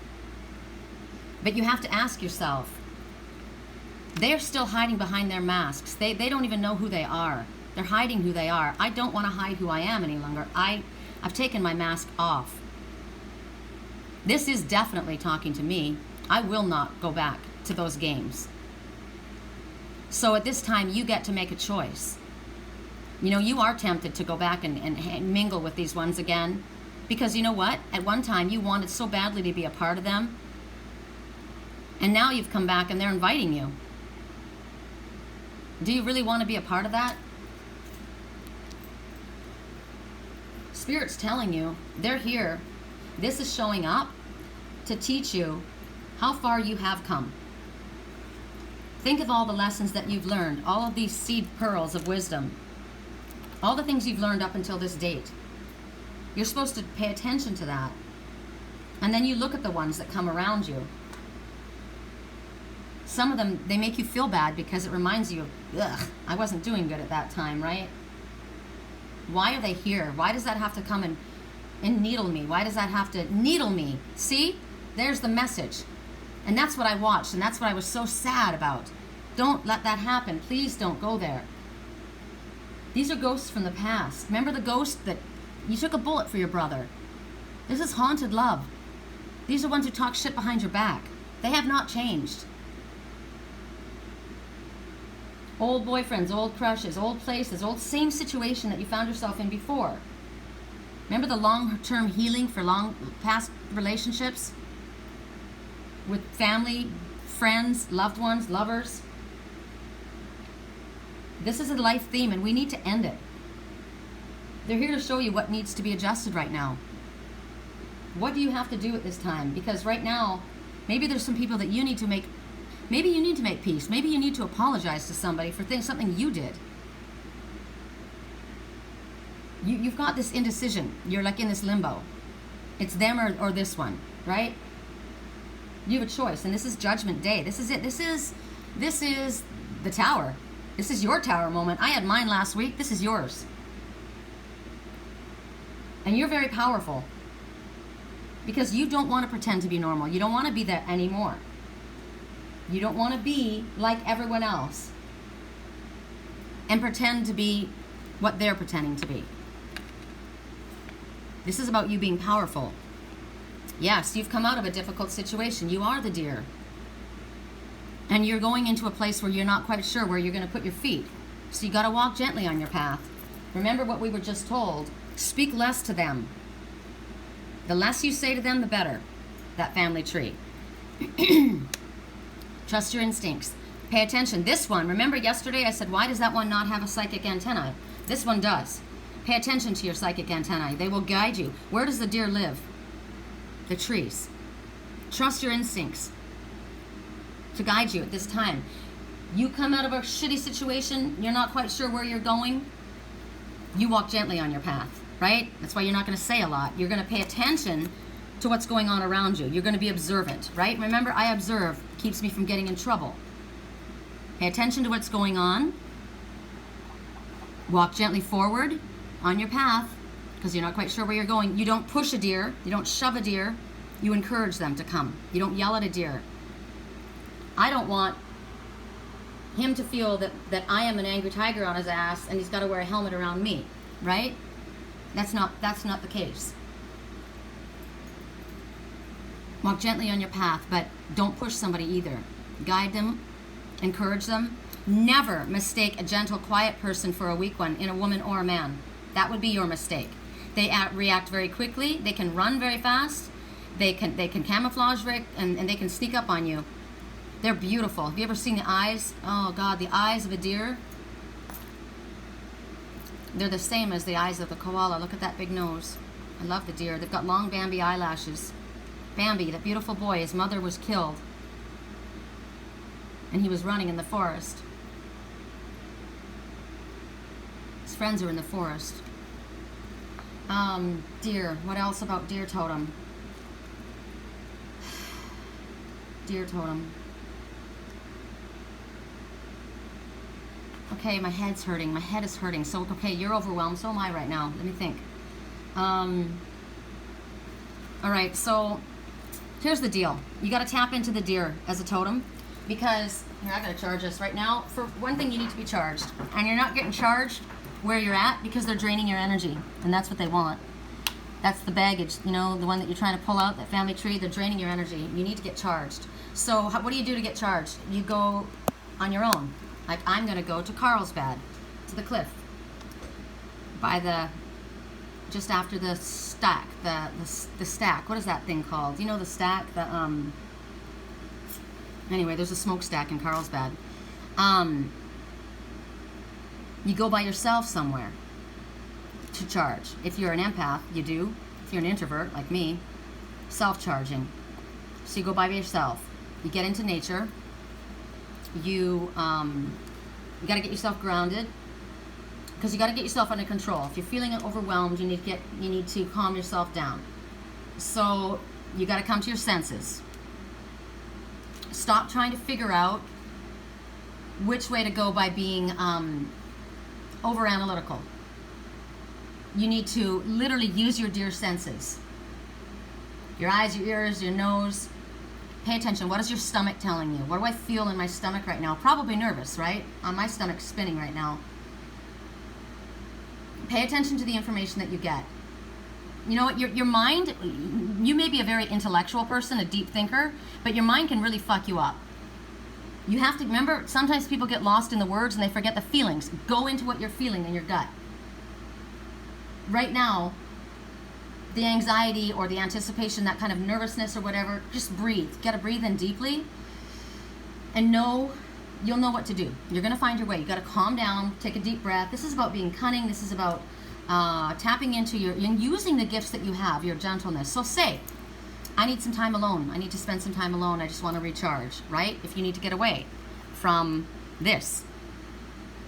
I wanna spend a little time on my own. I need to breathe. I can't believe the message that's coming next, considering these were shuffled so much. You're home. Remember, the mermaid didn't feel at home there, did she? She didn't have a home. Wow, I'm sorry. I'm sorry.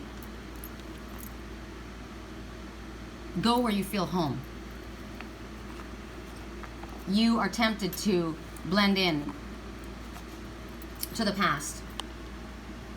You're peeking out. Look at you. There you are, the deer. Look how you're peeking out. That's you.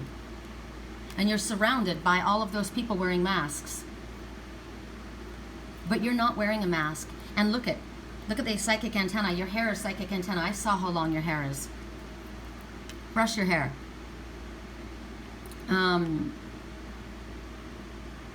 Your home. It's a mix. Your home has got a bunch of different attitudes in it. Your home has got a bunch of different things in it that aren't you.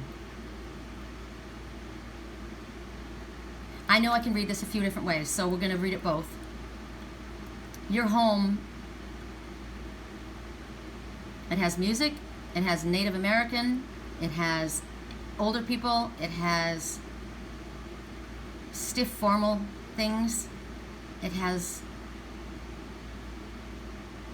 everything's all mixed in the same place, and it's got the star. It's got the star. Everybody's living in one home. Okay.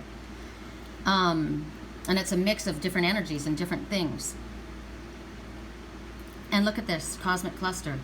This is us, right? The United Collective. Look at all the different that made this of all the Lemurian crystals and everything else. It's like that, right? Your home can be beautiful. It can have a lot of different things in it, and it can be amazing, right? It doesn't have to have everything exactly the same. it's actually unique and eclectic, because this home is representing you. This home represents you. You have all of this within you. You've got a little bit of old world values. You've got a little bit of old school tradition. You've got a lot of spirituality. You've got music, means a lot to you. You pay attention to the stars. You probably have a star in your family. You have all of this in you. These are experiences. This is a sum total of where you've been. Grandmother, mother, father, brother. All of you together make up this home. This is our family history. Now, and that's okay. We carry a lot of that with us throughout our lives, right? We're influenced by a lot of that. This influences me, that influences me. But we need to make our home our home. And we can carry some of that into our home. And we're talking about our physical home as well as our, spiritual being. We can take, like, I have parts of my stepfather that I'm like, that I'm very proud of, and like my mom, and like my sister, and like my, God, I don't think I have really anything like my brother. My grandmother, I have a lot of those same qualities in me that I like. I have a lot of those qualities in me of theirs that I don't like, right? So we have to sort ourselves out. We know we're going to have a little bit of that in us.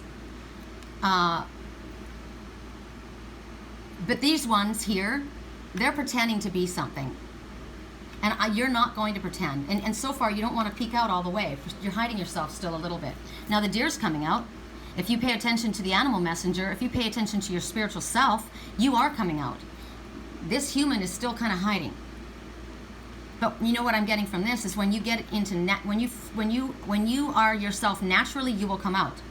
Also, when you are in nature, more of yourself comes out. When you're outside, you'll be more of yourself.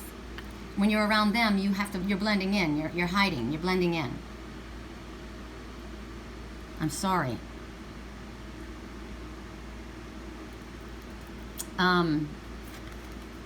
Make sure your home feels welcome and reflects who you are. When your house is in order, the rest of your life falls into place. Tidy up. So get your house in order.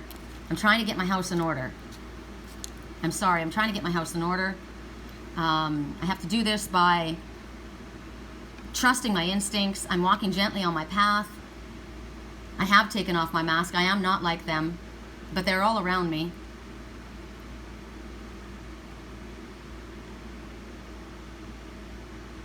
So you need to trust in your instinct. Where are you supposed to go? Because right there, this is different. This is you. This is the one with the psychic antennae. You're not, that doesn't suit you. That doesn't suit you. And that doesn't suit you either. So this is a new beginning. That's why you're going to trust. All of this brings wisdom, right? These are lessons. You got a matched pair. Who's your match set? Trust your intuition. Go where there is peace, kindness, love. Where you're supported, where somebody is like you. Go to your soul family. Look. Go to where people see you the same way. Where you understand one another. Do not mistake yourself as, because you're a gentle, quiet person, as weak. You're not. You're powerful. Tap into the stars. Tap into the crystals of the earth. And find your way. You'll find your way, dear. Don't get stuck in the sorry. Don't get stuck in, you need to say sorry to someone. Somebody you need to say sorry to. Somebody that you've seen. I'm sure that more people need to say sorry to you than you need to say sorry to them. But right now, you need to say you're sorry. You need to express yourself without hiding. You need to step out fully. You need to leave your home and do it. Maybe outside in nature. That's what you need to do. There's your message, you guys. And I can't get over this. This is 2 hours and 23 minutes. Oh, that's awesome. Because that's a message for us. 2 hours and 23 minutes. 2:23.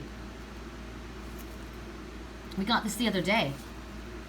A healing miracle is imminent, engendered by your faith and your clear connection to one or more ascended masters who have heard and answered your prayers.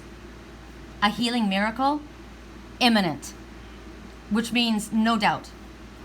And a miracle, because You couldn't figure your way out. But Spirit, you're not doing it alone, right? You're not doing it alone. You've got a partner. You've got a partner in spirit. You've got a partner in your animal messengers. You've got a partner in real. You've got somebody on your side. Go to where you feel loved. I'm going to give you I can't get over this. I have to ask Spirit. I don't know if I'm meant to do a weekly reading. Maybe I'm done. Because this is ridiculous. Okay.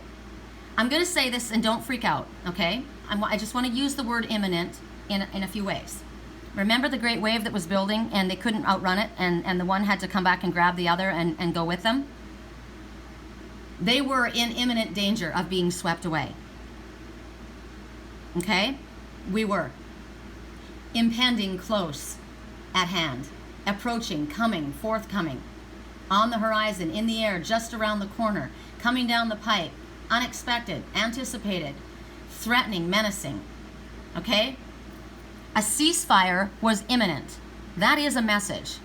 A ceasefire is imminent. Okay? Okay. You've been feeling like there were bullets being fired at you by the tiger, the angry tiger on your ass, which might have been me. But a ceasefire is imminent. Now, there is another angry tiger on your ass, because they've been on my ass too.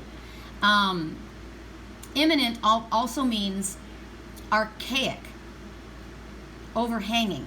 Isn't that interesting? So, if something is overhanging, it's projecting or leaning forward. Imminent also means ready to take place. It could be something threatening over your head. It's both things, but this is a healing miracle. Okay? So that all needed to be said because I will tell you that a rainstorm is imminent. It is. And I was showing a few years ago my tires on the road in monsoon season. This is monsoon season. I loved Sedona at this time of year. The weather is much cooler than it is here. It's monsoon season. It's beautiful.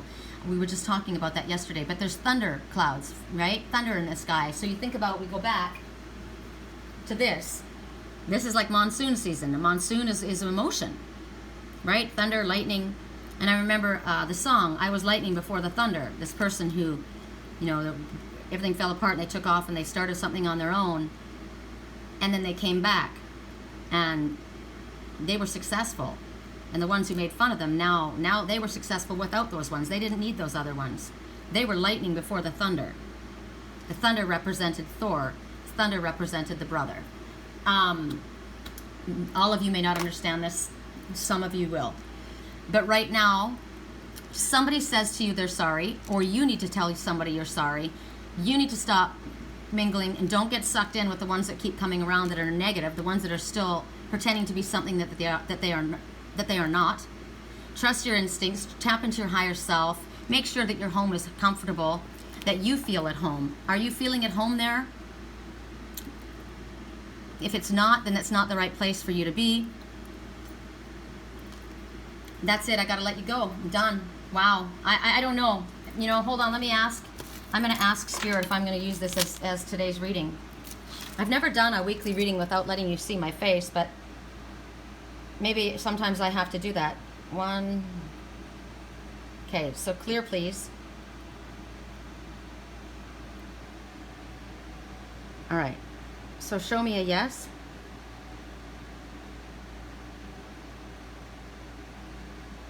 Thank you. Show me a no. Isn't it amazing how it happens? I mean, it really does. It's super cool. All right. Is this our weekly reading?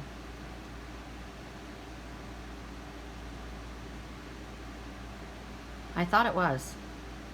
That's interesting. So that means to me that I may be doing some of my weekly readings without you seeing my face. I'm wondering why.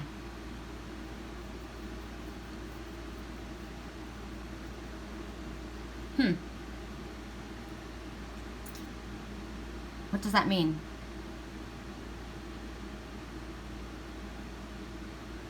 Okay, so these messages are all messages to us. I got the reading.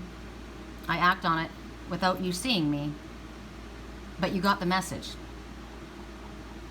So this is our weekly reading. And you know what? I'm sorry that you guys weren't able to choose properly from at the beginning. You got the 3 choices at the end, so please forgive me. I don't do zodiac anymore, so I'm not really paying attention to that. But this is it. This is your weekly reading. Peace.